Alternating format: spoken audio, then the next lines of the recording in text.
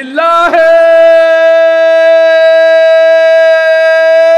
তাকবীর, লিল্লাহে তাকবীর, লিল্লাহে তাকবীর।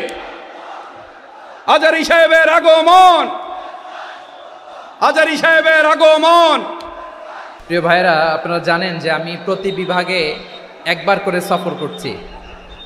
তো সেই সুবাদে রংপুর বিভাগের প্রোগ্রামটা আমি লালমনিরহাটে দিয়েছি এবং আমি আশ্বস্ত হয়েছিলাম যে লালমনিরহাটের প্রোগ্রাম খুবই গুছালো হবে, সুষ্ঠু হবে, শান্ত হবে। সেটার নমুনা আলামত আমি দেখতে পাচ্ছি আলহামদুলিল্লাহ।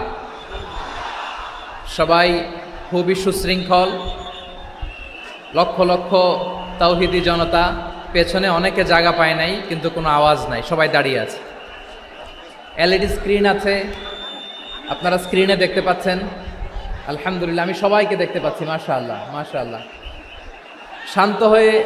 শান্ত হয়ে আপনারা বসুন, অল্প কিছু সময় কথা বলার সুযোগ আমি পাবো। যেহেতু আমি হেলিকপ্টারে করে এসেছি, হেলিকপ্টারগুলোর আবার একটা পলিসি আছে, সানসেটের আগে, সূর্য ডোবার আগে তাদেরকে এয়ারপোর্টে আবার ল্যান্ড করতে হয়। তো এখানে 3:30টার মধ্যে আমাকে উঠে যেতে হবে। আমি যদি বারবার আপনাদেরকে থামাতে থাকি, শান্ত হতে বলি এবং এগুলোতেই যদি আমরা সময় নষ্ট করে ফেলি, তাহলে এই যে বিশাল মহাসমাবেশ, বিশাল আয়োজন, যেখানে 2-4টা আমি বার্তা দিতে চাই, এগুলো ব্যাহত হবে। লালমনিরহাটের ছেলেরা খুব ভদ্র, শান্তশিষ্ট। আসার পর থেকে আমাকে রিসিভ করা থেকে শুরু করে স্টেজে আনা থেকে শুরু করে, এবং আলহামদুলিল্লাহ তরুণ জেনজি শ্রোতাদেরকে আমি দেখতে পাচ্ছি, তারা খুবই কোঅপারেটিভ। সহযোগিতা করার, কোঅপারেট করার, অ্যাসিস্ট করার মানসিকতা আমার ভাইদের আছে আলহামদুলিল্লাহ আলহামদুলিল্লাহ। আমি চাইব আমরা একটু নীরব নিস্তব্ধ পরিবেশ তৈরি করার একটু চেষ্টা করব। প্রচণ্ড রোদ, আপনাদের যেমন কষ্ট হচ্ছে আমারও কষ্ট হচ্ছে। ওনারা বলেছিল স্টেজকে সরাবে, উপরে পর্দা দিবে। আমি বললাম দরকার নাই, দরকার নাই। যেই পরিস্থিতিতে আছি আমরা বসি, শান্ত হইতে হবে। এখানে আমি শান্ত হইতে বলবো, ভলান্টিয়ার্সরা মাইক নিয়ে শান্ত হইতে বলবে, আমাদের সম্মানিত উপস্থাপক উনি শান্ত হইতে বলবে। এগুলোর অপেক্ষায় না থেকে নিজ দায়িত্বে আমরা সবাই শান্ত থাকি, যাতে লালমনিরহাটের এই প্রোগ্রাম একটা ইতিহাস হয়ে থাকে বাংলাদেশে। ঠিক কিনা বলেন? যখন আমি সময় দিব, শাউট করতে বলবো, নয়েজ করতে বলবো, তখন নয়েজ করতে হবে আওয়াজ করে। আর যখন কথা বলবো তখন একেবারে চুপ থাকতে হবে, একেবারে চুপ। মাশাআল্লাহ, হ্যাঁ ঠিক আছে, একেবারে চুপচাপ, একেবারে চুপচাপ থাকতে হবে। ধুলা উড়ানো যাবে না, সামনে আগানো যাবে না। নিজের সুবিধা নিরাপত্তা বুঝতে হবে। এটা কোনো রাজনৈতিক সমাবেশ না, এখানে লাফালাফি, চিৎকার চেঁচামেচি, হাত দেখানোর দরকার নাই। হাত দেখানোর পর্ব শেষ। এখানেও ঠান্ডা হয়ে গেছে, মাশাআল্লাহ। হ্যাঁ মাশাআল্লাহ। আমাদের ভলান্টিয়ার্স ভাইরা, আমাদের স্বেচ্ছাসেবক ভাইরা, আইন শৃঙ্খলা রক্ষাকারী ভাইরা অনেক চেষ্টা করতেছে, মাশাআল্লাহ। Very good, I am very happy to C this scenario, মাশাআল্লাহ আলহামদুলিল্লাহ। আমি একটু দেখতে চাই যে রংপুর বিভাগের কে কোন জেলা থেকে আপনারা এসছেন। কুড়িগ্রাম থেকে কারা এসছেন দেখি, কুড়িগ্রাম। মাশাআল্লাহ মাশাআল্লাহ। আচ্ছা, গাইবান্ধা জেলার কে আসছেন? গাইবান্ধা, হ্যাঁ মাশাআল্লাহ। ঠাকুরগাঁও অনেকে আসছেন। দিনাজপুর জেলা থেকে, মাশাআল্লাহ। নীলফামারী, ঠিক আছে, ফি আমানিল্লাহ। পঞ্চগড় অনেক আসছে। রংপুর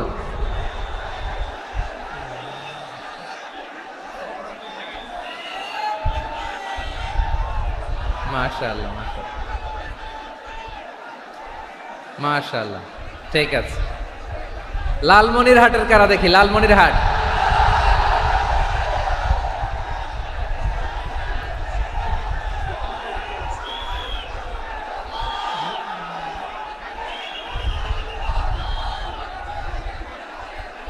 মাশাআল্লাহ মাশাআল্লাহ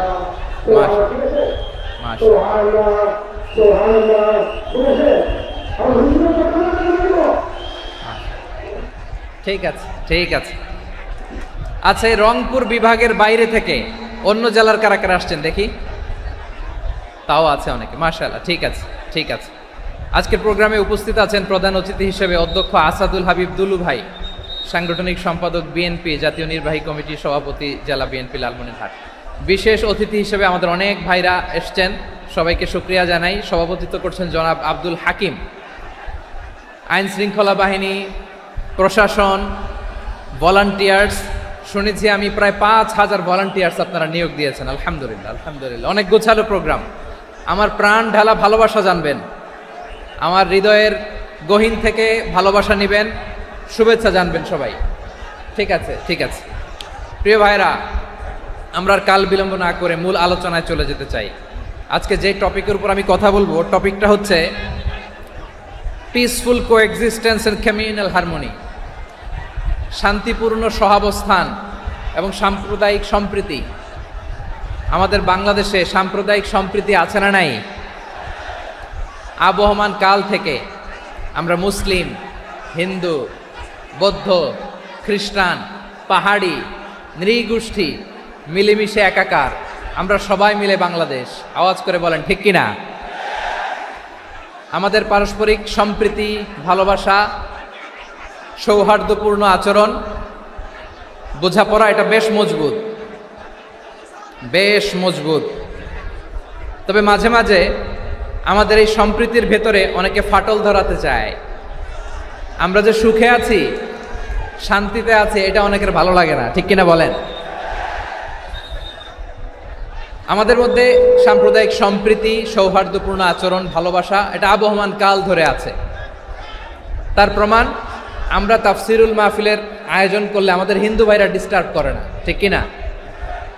এবং আমি যদি বলি হাত তোলেন, হিন্দু ধর্মের কারা কারা এসেছেন, কত শত কত হাজার যে হাত উঠবে, আপনি অবাক হয়ে যাবেন। আমি চাচ্ছি না হাত উঠাতে। খুলনাতে সর্বশেষ যে আমি প্রোগ্রাম করে গেলাম, সেখানে কয়েকশো হিন্দু ভাই আসছে আমাদের আলোচনা শুনতে, আলহামদুলিল্লাহ। অনেক বৌদ্ধরা আসে, অনেক খ্রিস্টানরা আসে। এবার সফরেও অনেক হিন্দু ভাইরা আমার সাথে দেখা করেছে। তারা বলেছে, হুজুর আমরা আপনার আলোচনা শুনি। আলহামদুলিল্লাহ বলেন। So it's our responsibility to present our religion to our non-Muslim brothers and sisters. আমাদের অমুসলিম ভাই বোনদের কাছে ইসলামের সৌন্দর্য তুলে ধরা, এটা আমাদের দায়িত্ব। We all are the ambassador of Islam. আমরা প্রত্যেকে দায়িত্বশীল, আমরা প্রত্যেকে এক একজন ইসলামের অ্যাম্বাসেডর। আলহামদুলিল্লাহ বলেন। এজন্য এমনভাবে দ্য বিউটি অফ ইসলাম, ইসলামের সৌন্দর্য আমাদেরকে ফুটিয়ে তুলতে হবে, যাতে করে নন মুসলিমরা শাহাদা পড়ে, কালিমা পড়ে মুসলমান হয়ে যায়। অনেক নন মুসলিম ভাই বোন আমাদের হাতে শাহাদা পড়ে, কালিমা পড়ে মুসলমান হয়েছে, অনেক। সো আমরা যেন ইসলামের বিউটিটাকে তুলে ধরতে পারি এবং এই যে সম্প্রীতি, এটাকে যেন আমরা অটুট রাখতে পারি। আদতে আদতে বাংলাদেশের ইতিহাস বলে আমাদের দেশে কোনো দাঙ্গা নাই, আছে? লালমনিরহাটের ভাইয়ের আওয়াজ করে বলেন, আমাদের দেশে হিন্দু মুসলিম দাঙ্গা আছে?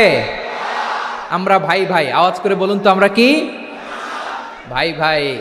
কিন্তু কিছু দুষ্ট লোক আছে, তারা আমাদের সম্পর্কের মধ্যে ফাটল ধরাতে চায়, ঠিক কিনা বলেন?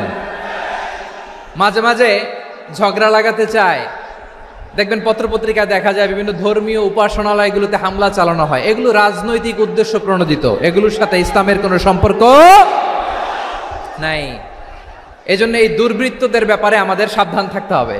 আমরা সবসময় যেমনি ঐক্যবদ্ধ, ইউনাইটেড, আমরা যদি এরকম ইউনাইটেড থাকি, এই সমস্ত দুর্বৃত্তদের কালো হাত ভেঙে দিতে আমাদের 1 ঘন্টাও লাগবে না। চিল্লায় বলো ঠিক কিনা? আমরা সংঘবদ্ধ থাকবো।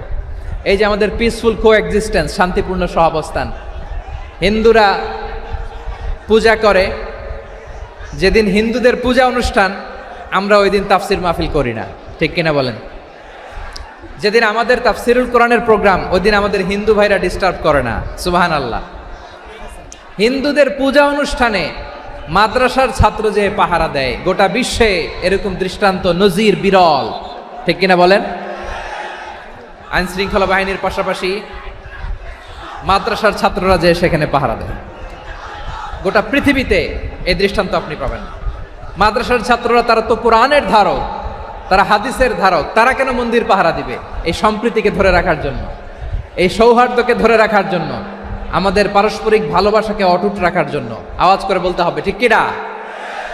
এখন বলেন, আমাদের এই ভালোবাসা অটুট থাক, আমরা চাই কি চাই না? আমরা হিন্দু মুসলিম মিলেমিশে শান্তিপূর্ণ সহাবস্থান, সাম্প্রদায়িক সম্প্রীতি, লালমনিরহাটের ভাইয়ের আওয়াজ করে বলুন, এই সাম্প্রদায়িক সম্প্রীতি আমরা চাই কি চাই না? আল্লাহ এই দেশকে তুমি বরকতময় করো, বাংলাদেশকে তুমি শান্তিময় করো। আওয়াজ করে সবাই বলেন আমিন। এই জায়গাটাতে সামান্য একটু আওয়াজ হচ্ছিল, এটাও থেমে গেছে, আলহামদুলিল্লাহ আলহামদুলিল্লাহ। এখন একেবারে everything is in my control, মাশাআল্লাহ। ঠিক আছে, আমি মূল আলোচনায় যাই। প্রিয় ভাইরা, আমি বলেছিলাম আমার আলোচনার বিষয় হচ্ছে শান্তিপূর্ণ সহাবস্থান, সাম্প্রদায়িক সম্প্রীতি। আমরা দেখব ইসলাম আমাদেরকে কি কি দিক নির্দেশনা দেয়। শান্ত হইতে হবে, খরগোশের কানের মতো কান দুটো আমার দিকে করে রাখেন। আমি এখনো উঠে যাব, হাত নাড়ায় লাভ নাই, আমি উঠে যাব। তাকায় থাকো আর কান খাড়া, আওয়াজ হবে না। হ্যাঁ, মাশাআল্লাহ মাশাআল্লাহ, ঠিক আছে। আমরা দেখব যে রাসূল সাল্লাল্লাহু আলাইহি ওয়াসাল্লাম এই পিসফুল কোএক্সিস্টেন্সের জন্য আমাদের কি শিখিয়েছেন, কি কি গাইডলাইন দিয়েছেন। আমরা 1 2 3 4 করে এগুলো আপনাদের সাথে শেয়ার করব। আমি আপনাদের খেদমতে সূরাতুল আনআমের 108 নম্বর আয়াত তেলাওয়াত করেছি। এখানে আল্লাহ রাব্বুল ইজ্জা ওয়াল জালাল তিনি ইরশাদ করছেন, ওয়ালা তাসুব্বুল্লাযীনা ইয়াদউনা মিন দুনিল্লাহি ফায়াসুব্বুল্লাহা আদওয়াম বিগাইরি ইলম কাযালিকা যায়্যান্না লিকুল্লি উম্মাতিন আমালাহুম সুম্মা ইলা রাব্বিহিম মারজিউহুম ফায়ুনাব্বিউহুম বিমা কানু ইয়ামালুন। রব্বুল আলামিন বলেন, গোলাম ও আমার ইমানদার বান্দারা শোনো শোনো, ও আমার বিশ্বাসী বান্দারা শোনো শোনো, লা তাসুব্বুল্লাযীনা ইয়াদউনা মিন দুনিল্লাহ ফায়াসুব্বুল্লাহা আদওয়াম বিগাইরি ইলম। ও আমার বিশ্বাসী বান্দারা, যারা আল্লাহকে ব্যতি রেখে, আল্লাহকে বাদ দিয়ে অন্য উপাস্যকে ডাকে, দেবীর পূজা করে, দেবতাদের পূজা করে, তোমরা খবরদার তাদের গালি দিও না। আওয়াজ করে বলেন, কি দিও না? আল্লাহ বলেন, ও বিশ্বাসীরা শোনো, যারা আল্লাহকে বেছে রেখে দেবীর পূজা করে, অন্য উপাস্যের পূজা করে, তাদেরকে ডাকে, ওই দেবতাদেরকে তোমরা গালি দিও না। যদি ওই দেবতাদেরকে গালি দাও তাহলে ভুলবশত, শত্রুতাবশত তারা তোমাদের রব আল্লাহকে গালি দেবে, ঠিক কি না? তোমরা যদি তাদের দেবতাদের গালি দাও, ওরা রেগে তোমার আল্লাহরে গালি দিবে, তাহলে আল্লাহরে গালি খাওয়ানোর কারণ হয়ে গেলাম আমি, ঠিক কি না? বলেন।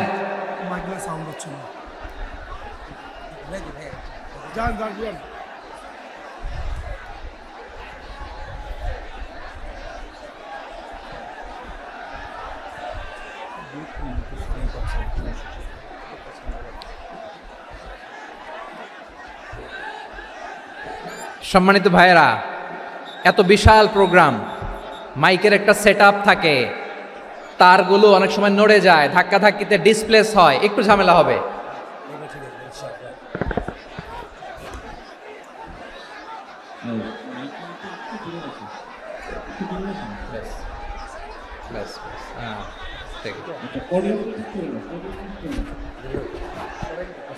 ঠিক আছে, একটু একটু সমস্যা হবে মাঝে মাঝে। আপনারা শান্ত থাকলে, শান্ত থাকতে হবে। এইভাবে সাউন্ড নাই, এই নাই, এই বলতে বলতে আমার সময়ও নাই, উঠে যেতে হবে। এগুলো বোকামি। এই বিভাগীয় প্রোগ্রামগুলোতে যাই, চিৎকার চেঁচামেচি করে তোমরা আসো, সময় শেষ, আমাকে উঠে যেতে হয়। আমরা তো বঞ্চিত হলাম। গুরুত্বপূর্ণ অনেক কথা শোনাবো তোমাদের, অনেক। প্রিয় ভাইরা, আপনারা শান্ত হয়ে বসুন, শান্ত হয়ে। রব্বুল আলামিন বলেন, খবরদার বিশ্বাসীরা, আল্লাহ ছাড়া যারা অন্যান্য উপাস্যদেরকে ডাকে, দেবতাদেরকে ডাকে, তাদেরকে তোমরা গালি দিও না। ওই সমস্ত দেবতাদেরকে যদি তোমরা গালি দাও তাহলে তারা আল্লাহকে গালি দিবে, ঠিক কিনা বলেন? আমরা দেবতাদের গালি দিলে ওরা আল্লাহকে গালি দিবে। রব্বুল আলামিন বলেন, খবরদার দেবতাদেরকে গালি দিও না, তাহলে ওরা তোমার রব আল্লাহরে গালি দেবে। প্রতিটি জাতির জন্য তাদের কাজকে আমি আল্লাহ সুশোভিত করে রেখেছি। তারা সবাই একদিন আমার কাছেই ফিরে আসবে, এরপর আমি রব্বুল আলামিন তাদের আমলনামা তাদেরকে জানিয়ে দেব। সুবহানাল্লাহ পড়ে। প্রিয় ভাইরা, আল্লাহ তাআলা বলেছেন খবরদার গালি দিও না। আদেশটা কার? আওয়াজ করে বলেন তো। হিন্দুদের দেবতা দেবদেবীদেরকে গালি দেওয়া যাবে না। আওয়াজ করে বলুন প্রিয় ভাইরা, এই আদেশটা কার? এই আপনাদের গলার আওয়াজ। অন্য ধর্মের দেবতাদেরকে যে গালি দেওয়া যাবে না, এই আদেশটা কার? আরো জোরে বলুন কার? গালি দিবেন কোন দেবতাকে? দিবেন? যদি দেন তাহলে ওরা আল্লাহরে গালি দিবে, তাহলে আল্লাহরে গালি খাওয়াইলো কে? আপনি, ঠিক কিনা বলেন? আমি আল্লাহকে গালি খাওয়ানোর কারণ হলাম, কারণ আমি যদি গালি না দিতাম ওরা আমার রবকে গালি দিত না। আওয়াজ করে বলেন ঠিক কিনা? তাহলে প্রিয় ভাইয়েরা, ইসলাম আমাদেরকে শিখায়, সূরাতুল আনআমের 108 নম্বর আয়াত থেকে আমরা বুঝলাম কোনো ধর্মকে ছোট করা যাবে না। অন্য ধর্মকে ছোট করা মানে ইসলামকে ছোট করা। অন্য ধর্মের দেবতাকে গালি দেওয়া মানে আল্লাহকে গালি খাওয়ানো। আওয়াজ করে বলেন ঠিক কিনা? খবরদার, এটা করা যাবে না। আর অন্য ধর্মের দেবতাকে যদি আপনি গালি দেন, ওরা ইসলাম থেকে দূরে সরে যাবে। যাও ইসলামের প্রতি আকৃষ্ট হয়েছিল আর কোনোদিন ইসলামের ধারে কাছে আসবে না। আওয়াজ করে বলেন ঠিক কিনা? এজন্য কখনো কোনোদিন অন্য ধর্মের দেবতাদেরকে গালি দেওয়া যাবে না। অন্য ধর্মের কোনো দেবতাদেরকে আমরা গালি দিব না, গালি দিব না, বরং ইসলামের beauty, the beauty of Islam, ইসলামের সৌন্দর্যকে আমরা তুলে ধরব। আমরা যদি বিশ্বনবী সাল্লাল্লাহু আলাইহি ওয়াসাল্লামের জীবনের দিকে তাকাই, তাহলে আমি দেখব বিষ্ণু ইসলাম মক্কাতে কিংবা মদিনাতে অন্য ধর্মের লোকদের সাথে খুব পিসফুলি লাইফ লিড করেছেন। হোক মুশরিক, হোক খ্রিস্টান, হোক ইহুদি, বিশ্বনবী সবার সাথে মিলেমিশে ছিলেন। আলহামদুলিল্লাহ বলেন। ইসলাম হচ্ছে peaceful religion.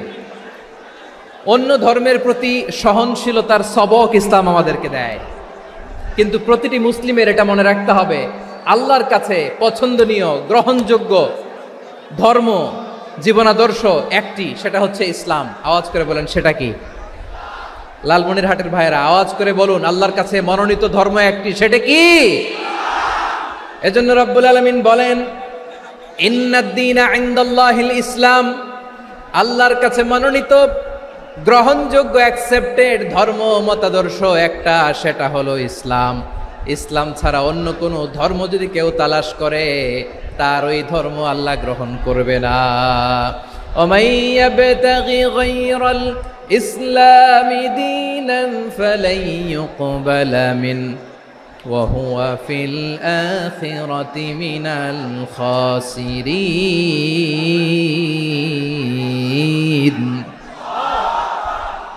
Whoever seek anything except Islam, that won't be accepted from him, and he will be loser in the day of judgment. কিয়ামতের দিন ইসলাম ছাড়া কেউ যদি অন্য কোনো ধর্ম তালাশ করেছে দুনিয়াতে, তার এই মতাদর্শ গ্রহণ করা হবে না।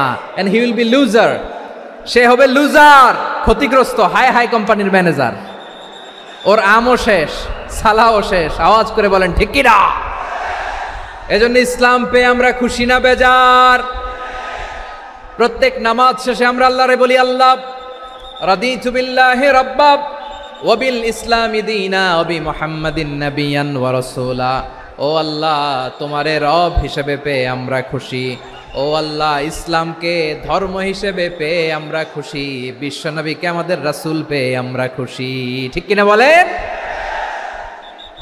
ইসলাম ছাড়া অন্য কোনো ধর্ম আমরা গ্রহণ করব না। ঠিক কিনা বলেন? আল্লাহর কাছে অ্যাকসেপ্টেড রিলিজিয়ান একটা, সেটা ইসলাম। তো বিশ্বনবী সাল্লাল্লাহু আলাইহি ওয়াসাল্লাম মক্কাতে কিংবা মদিনাতে খুব পিসফুলি এক্সিস্ট করেছেন, যে কোনো ধর্মের সাথে মিলেমিশে চলেছেন। তার প্রমাণ আমরা যদি রাসূল সাল্লাল্লাহু আলাইহি ওয়াসাল্লামের বায়োগ্রাফির দিকে তাকাই, তাহলে দেখব তিনি মুশরিকদের সাথে পিস ট্রিটি করেছেন, শান্তি চুক্তি, পিস ট্রিটি, পিস এগ্রিমেন্ট।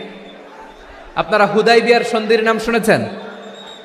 আমার লালমনিরহাটের কলিজার টুকরা ভাইয়েরা, হুদাইবিয়ার সন্ধির নাম আপনারা শোনেন নাই? 6ষ্ঠ হিজরিতে বিষ্ণু ইসলাম মুশরিকদের সাথে এই ট্রিটি করেছেন, চুক্তি। কাদের সাথে? মুশরিকদের সাথে। আমরা তো মুসলমান বসতে পারি না, আমরা দুই মুসলিম ভাই একসাথে বসে চা খেতে পারি না, গল্প করতে পারি না। বিষ্ণু ইসলাম মুশরিকদের সাথে ট্রিটি করেছেন, হুদাইবিয়ার সন্ধি। এই সন্ধির আগে মক্কা থেকে কেউ মদিনায় যেতে পারে না, মদিনা থেকে কেউ মক্কায় যেতে পারে না, কিন্তু এই সন্ধির পরে ট্রাফিক স্বাভাবিক হয়ে গেল। মক্কার লোকেরা মদিনায় আসতে পারে, মদিনার লোকেরা মক্কায় আসতে পারে। এটাকে বলে সুলহে Hudaibiya, the peace agreement of Hudaibiya, শান্তি চুক্তি। আমরা পৃথিবীতে এখন অনেক শান্তি চুক্তির নাম শুনি, এগুলো সব the piece treaty of Hudaibiya থেকে কপি করা। আল্লাহু আকবার। তাহলে বিশ্বনবী সাল্লাল্লাহু আলাইহি সাল্লাম তিনি যে শান্তিপূর্ণ সহাবস্থানে বিশ্বাসী ছিলেন, মুসলমানেরা যে অন্য ধর্মের প্রতি সহনশীল তার প্রমাণ হচ্ছে এই পিস ট্রিটি। শুধু তাই নয়, মাইকের সাউন্ডটা একটু বাড়াই দিতে হবে, খুব দুর্বল, একটু মজবুত করতে হবে, আর একটু ক্লিন করতে হবে, আর সবগুলা জায়গায় সাউন্ড যাচ্ছে কিনা একটু ক্রস চেক করতে হবে। হ্যাঁ, পাবেন পাবেন, দিচ্ছে mic operator, he is trying his level best, দিচ্ছে। মাইক অপারেটর যিনি আছেন, প্রতিটি জায়গায় প্রতিটি সাউন্ড বক্সে যেন আওয়াজ পাওয়া যায়, একটু ক্রস চেক করেন, সাউন্ডটাকে একটু স্ট্রং করে দেন। হ্যাঁ, ঠিক আছে, মাশাআল্লাহ। এদিকে তাকান, এদিকে। মক্কার পার্ট গেল, পিস এগ্রিমেন্ট করলেন, শান্তি চুক্তি। বিষ্ণু ইসলাম মদিনায় যে কি করলেন? মদিনায় যে বিষ্ণু ইসলাম মদিনা চার্টার করলেন, মদিনা সনদ, সাহিফাতুল মদিনা, এটার বলে মদিনা চার্টার। যে ওয়েস্টে, ইউরোপে, আমেরিকাতে তারা অনেক চার্টার করে, এই সব চার্টার মদিনা চার্টার থেকে কপি করা। আওয়াজ করে পড়েন সুবহানাল্লাহ।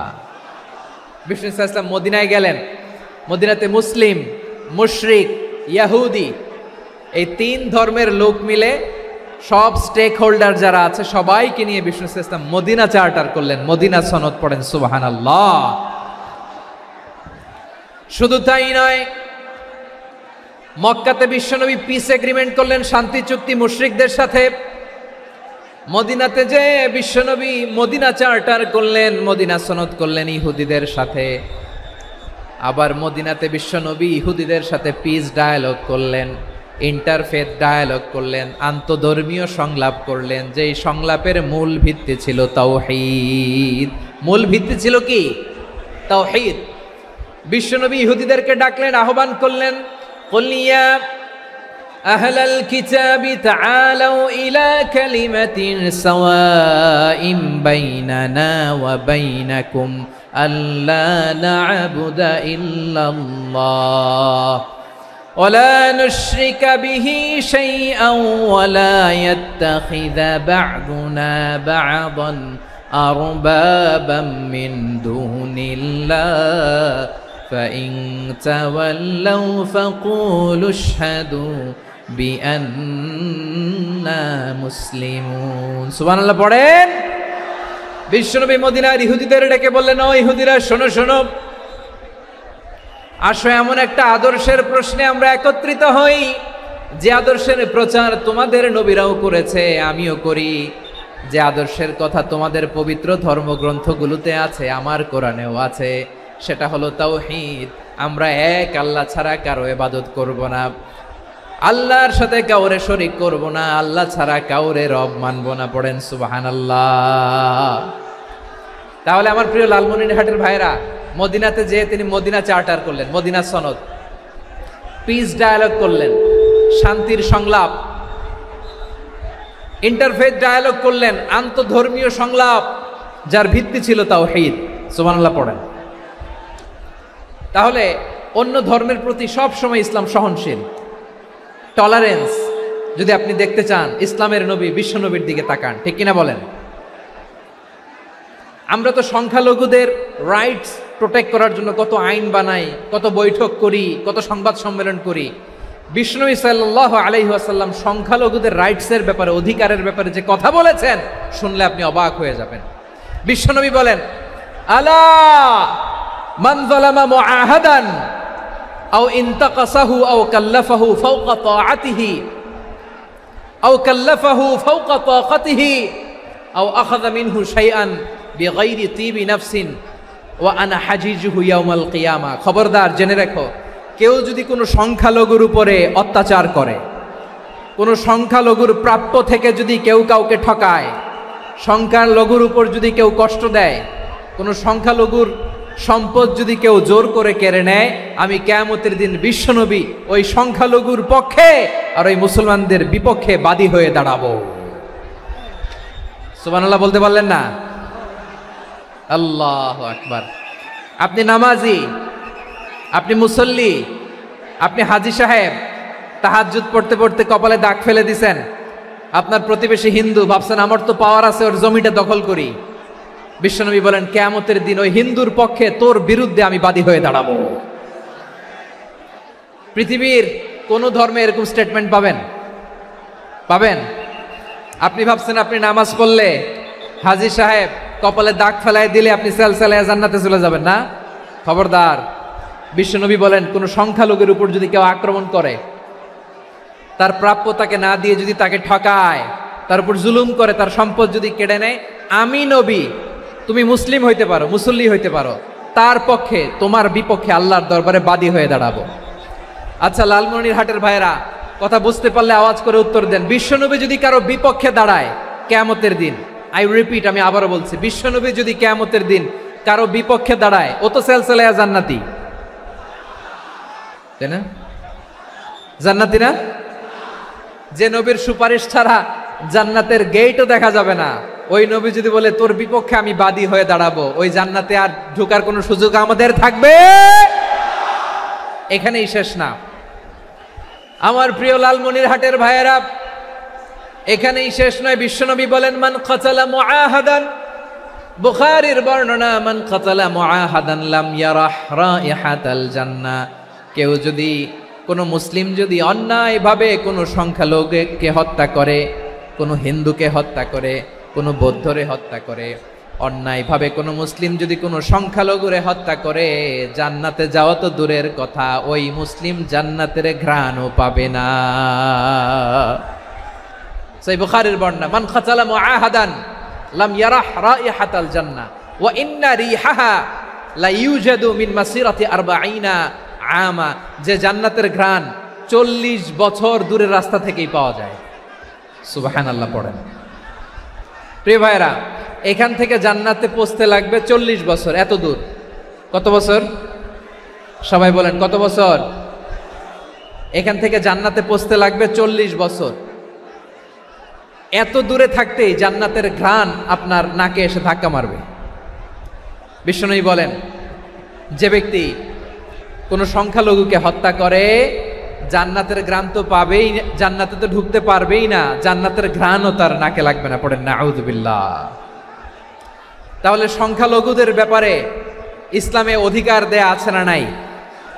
লালমনিরহাটের ভাইয়ের আওয়াজ করে বলেন, আমার সংখ্যালঘু হিন্দু ভাইদের রাইটস, অধিকার আমাদের ইসলামে প্রোটেক্টেড আছে না নাই? এখানেই শেষ না। বিষ্ণু ইসলাম আপনার অমুসলিম প্রতিবেশীর সাথে ভালো আচরণ করতে বলেছে। আমাদের হয় না, এটা মুসলিম পাড়া, ওটা বৌদ্ধ পাড়া, হয় না? অনেক সময় হয় না, এটা আমাদের মুসলিম পাড়া, ওইটা হিন্দু পাড়া, এরকম আছে না নাই? লালমনিরহাটে নাই না? আছে? হিন্দু যদি আপনার প্রতিবেশী হয় কি করবেন? ওরে কষ্ট দিবেন নাকি? কেন? ও তো হিন্দু, ও তো আমার আল্লাহরে ডাকে না, ওরে কষ্ট দিলে জায়েজ হবে না? খবরদার। বিষ্ণু ইসলাম বলেন মান কানা ইউমিনু বিল্লাহ ওয়াল ইয়াউমিল আখির ফালিউকরিম জারাহ। যে আল্লাহ বিশ্বাস করে আর আখিরাতে বিশ্বাস করে, সেজন্য প্রতিবেশীর সাথে ভালো আচরণ করে। সুবহানাল্লাহ। কলিজা জুড়ায় যায় না আমার নবীর কথাগুলো শুনলে? যে আল্লাহ বিশ্বাস করে, যে আখিরাতে বিশ্বাস করে, সেজন্য প্রতিবেশীর সাথে ভালো আচরণ করে। এখানে বলছে মুসলিম প্রতিবেশী বলছে, নামাজি প্রতিবেশী বলছে, আল্লাহওয়ালা প্রতিবেশী বলছে না। প্রতিবেশী আস্তিক হোক নাস্তিক হোক, প্রতিবেশী মুমিন হোক মুশরিক হোক, প্রতিবেশী হইলেই তার সাথে ভালো আচরণের দরকার আছে না নাই? আমার প্রিয় লালমনিরহাটের ভাইয়েরা, বিষ্ণু ইসলাম ওনার ইহুদি প্রতিবেশীদের দেখাশোনা করতেন। আওয়াজ না শোনা যাক, আমারও তো দেখা যায়, আমারও তো দেখা যায়। তাকায় থাকেন, তাকায় থাকলে সওয়াব হবে। কোরআনের কথা যেখান থেকে হয় এদিকে তাকায় থাকলেই বরকত। তাকায় থাকেন। জি জি, মাইক, আমি তো আর মাইক ঠিক করতে আসি না এদিকে, এই মাইক ঠিক করব, ওই মাইক ঠিক করব, ওদিকে পাইলট বলবে হুজুর চলে আসেন। জি বসুন বসুন, মাশাআল্লাহ, হ্যাঁ খুব শান্ত, ঠিক আছে। পুলিশ ভাইরা না খেয়ে দিনরাত আপনারা যাতে সুশৃঙ্খল একটা প্রোগ্রাম উপহার পান এটাই চেষ্টা করতেছে, আপনাদেরকে কষ্ট দিতে আসে নাই, একটু একটু সহযোগিতা করেন। জি মাশাআল্লাহ, হ্যাঁ ঠিক আছে। আমার প্রিয় ভাইরা, প্রতিবেশী আস্তিক হোক নাস্তিক হোক, মুসলিম হোক হিন্দু হোক, তার সাথে ভালো আচরণ করতে হবে। বিষ্ণু ইসা ইসলাম ওনার ইহুদি প্রতিবেশীর বাসায় যেতেন। কোন প্রতিবেশী? ইহুদি। আওয়াজ করে বলেন, কোন প্রতিবেশী? ইহুদি। এক ইহুদি কিশোর বিষ্ণু ইসা ইসলামের খেদমত করতে, ইহুদি ছেলে আমার নবীর খেদমত করতো, তারা ছিল নবীর প্রতিবেশী। তো অনেক দিন হয় ইহুদি ছেলেটা আসে না। বিষ্ণুনবী খোঁজ দিলেন, ঘটনা কি? একটা ইহুদি ছেলে না আমার খেদমতে আসতো, ছেলেটা কই? খোঁজ নিয়ে জানলেন ছেলেটা অসুস্থ। বিষ্ণু ইসা ইসলাম ওই ইহুদির বাড়িতে চলে গেলেন ওই ছেলেটাকে দেখা করার জন্য, ভিজিট করার জন্য। সুবহানাল্লাহ পড়বেন না? গেলেন, যে দেখে ইহুদি ছেলেটা মুমূর্ষ, যান যান যায় যায় ভাব, বিছানায় পড়ে আছে, তার বাবা দাঁড়ানো। বিশ্বনবী তার মাথার পাশে বসলেন, মাথায় হাত বুলিয়ে দিলেন, আর ছেলেটাকে বললেন আসলিম, হে ইহুদি ছেলে আসলিম, ইসলাম ধর্ম গ্রহণ করো। তো ছোট্ট ছেলে ভাবে আমরা ইহুদি, এখন ইসলাম ধর্ম গ্রহণ করলে আব্বা যদি বকা দেয়, ফানাযারা ইলা ওয়াজহি আবি, ছেলেটা তার বাবার চেহারার দিকে তাকালো, দেখি আব্বা কি কয়। আব্বা যদি বলে তাইলে ইসলাম ধর্ম গ্রহণ করব। ইহুদি ছেলেটা তার বাবার দিকে যখন তাকালো, ওর বাবা বলে আতি আবুল কাসিম, আবুল কাসিম যা বলে তাই করো।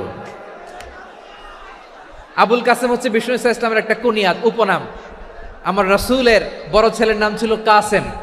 যেমন দেখবেন আমাদের এলাকায় কারো ছেলের বড় ছেলের নাম যদি হয় আব্দুল্লাহ, এরা আব্দুল্লাহর বাপ বলে ডাকে। কারো বড় মেয়ের নাম যদি হয় ফাতেমা, এরা কি ডাকে? ফাতেমার বাপ বলে না? তো বিষ্ণু ইসা ইসলামের বড় ছেলের নাম ছিল কাসেম। ইহুদি বাবা বলল আতি আবুল কাসেম, আবুল কাসেম যা বলে তাই শোনো, মানে মোহাম্মদ যা বলে তাই শোনো। এই কথা শুনে ছেলে সাহস পাইছে, ছেলে আবার পড়তে আরম্ভ করলো আশহাদু আল্লাহ ইলাহা ইল্লাল্লাহ ও আশহাদু আন্না মুহাম্মাদার রাসূলুল্লাহ, পড়েন আল্লাহু আকবার। বিশ্বনবীর আহ্বান শুনে ওই আহ্বানে সাড়া দিয়ে ইহুদি ছেলে শাহাদা পড়ে মুসলমান হয়ে গেল। তার হৃদয়টারে ইমানের নূর দিয়ে আলোকিত করে দিল কে?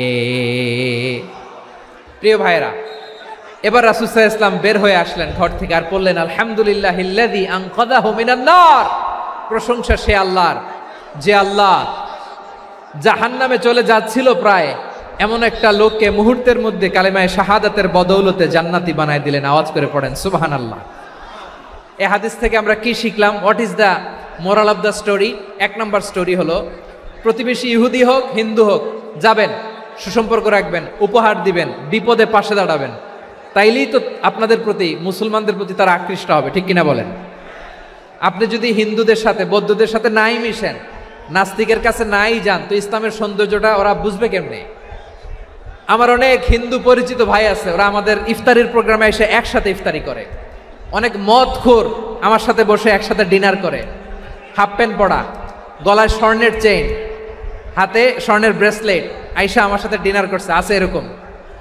গাঁজাখোর, আমি বলি আসো, welcome welcome to my dinner, আসো বসো, বসলেই তো আমি ওর ডিএনএ, চিন্তার ডিএনএ চেঞ্জ করে দেওয়ার সুযোগ পাবো, চিল্লায় বলো ঠিক কি না? আসতে হবে আমার কাছে। Hour door is open, the door of Islam is open 24/7। সব সময় আমাদের ইসলামের দরজা আমার অমুসলিম ভাইদের জন্য খোলা আছে না নাই? এই হাদিস থেকে দুইটা শিক্ষা। এক নম্বর শিক্ষা, প্রতিবেশী মুসলিম হোক অমুসলিম হোক, যান, অসুস্থ হইলে একটু আপেল নিয়ে যান, আঙ্গুর নিয়ে যান, কমলা নিয়ে যান, তাদের সাথে ভালো আচরণ করেন। ইসলামের বিউটি দেখে, সৌন্দর্য দেখে অবাক হবে, নসিব ভালো হলে কোনোদিন কালিমা পড়ে মুসলমান হয়ে যাবে, ঠিক কিনা বলেন? তাহলে অমুসলিমের সাথে ভালো সম্পর্ক। বিশ্বনবী ইহুদির বাড়িতে গেলেন, ইহুদির বাড়ি, আর আমার মুসলমান ভাই আমার কাফের বলে, এরকম আছে না নাই? মুসলিমরা দেখতে পারে না, সহ্য করতে পারে। বিষ্ণু ইসলাম ইহুদির বাড়িতে গেলেন, এটা একটা শিক্ষা। আরেকটা শিক্ষা হলো, ভাইয়েরা ধাক্কা মেরে এসে সামনে এসে কি লাভ? প্রোগ্রাম তো শেষ হচ্ছে, এখনই শেষ হচ্ছে, তো এই যে আমাদের বক্সি ভাই ওয়াদা নিল, হাত তোলালো, মিম বলে এত কথা বলল, তো আমি জেলায় জেলায় যে খালি হাত নাড়াই তোমাদের জন্য নাকি? হ্যাঁ, হাত নাড়াই শুধু, এই ধাক্কাইতে ধাক্কাইতে এদিকে এসে হাত নাড়াইতেছে। হয়েছে তো, দেখলাম তো, ঠিক আছে, মাশাআল্লাহ, অনেক সুশৃঙ্খল, অন্যান্য যে কোনো জেলার চেয়ে অনেক সুশৃঙ্খল। আমার দিকে তাকাও, আমার দিকে তাকাও, ঠিক আছে। এই যে দাঁড়িয়ে আছে, একটা ছেলে নড়ে না, দেখছেন? মাশাআল্লাহ মাশাআল্লাহ মাশাআল্লাহ। হ্যাঁ, এইভাবেই। আর কয়েকটা মজাদার কথা আছে, শোনো। এই হাদিস থেকে আমাদের শিক্ষা হলো, আমার প্রতিবেশী যেই ধর্মের হোক আমি সম্পর্ক রাখবো। অসুস্থ হলে যাব, কি বলেন ভাইরা? যাবেন না? যাবেন না আপনারা? আচ্ছা, 2 নম্বর শিক্ষা হলো, বিষ্ণু ইসা ইসলামের খাদেম ছিল ইহুদি, এতদিন খেদমত করলো, একদিনও বিশ্বনবী ওরা কালিমার দাওয়াত দেয় নাই। কারণ কি? বিশ্বনবী একটা ভালো সময়ের অপেক্ষা করতেছিলেন, প্রপার টাইমিং। দাঈর কাজ হচ্ছে দাঈ ইলাল্লাহ, সে হচ্ছে সুযোগ সন্ধানী। দাঈ সুযোগ খোঁজে, কখন দাওয়া দিলে ব্যাটে বলে হবে, ঝোপ বুঝে কোপ মারে, ঠিক কিনা বলেন? বিষ্ণু ইসলাম ভালো সময়ের অপেক্ষা করতেছিলেন, দেখি ভালো সময় আসুক আসুক আসুক আসুক। আস্তে আস্তে এমন সময় আসছে, ছেলে এবার মুমূর্ষ, অসুস্থ ব্যক্তির হৃদয় অত্যন্ত নরম থাকে। হসপিটালে যখন কেউ যায় তার হৃদয়টা বড্ড নরম থাকে, মৃত্যুর ভয়ে তার অন্তরটা নরম থাকে, ঠিক কিনা বলেন? এই প্রপার টাইমিং এর অপেক্ষা করতেছিলেন। যখনই টাইমিং পেয়েছেন, দাওয়াত দিলেন, পড়ো লা ইলাহা ইল্লাল্লাহ, সুবহানাল্লাহ পড়েন সবাই।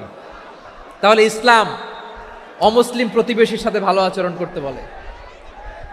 ইসলাম অমুসলিম মাতা পিতার সাথেও ভালো আচরণ করতে বলে। মাতা পিতা যদি অমুসলিম হয়, তারা ফেলে দিতে পারবেন? পারবেন? আমার লালমনিরহাটের ভাইয়েরা, অনেক হিন্দু ছেলে আমাদের হাতে শাহাদা পড়ে মুসলিম হয়, কিন্তু ওর মা মুসলমান হয় নাই, বাবাও হয় নাই, এরকম আছে না নাই? তো ও হয়েছে মুসলিম, মা বাপ হিন্দু, এখন মা বাপ কি বাদ? হ্যাঁ, মা বাপ বাদ দেয়া যাবে?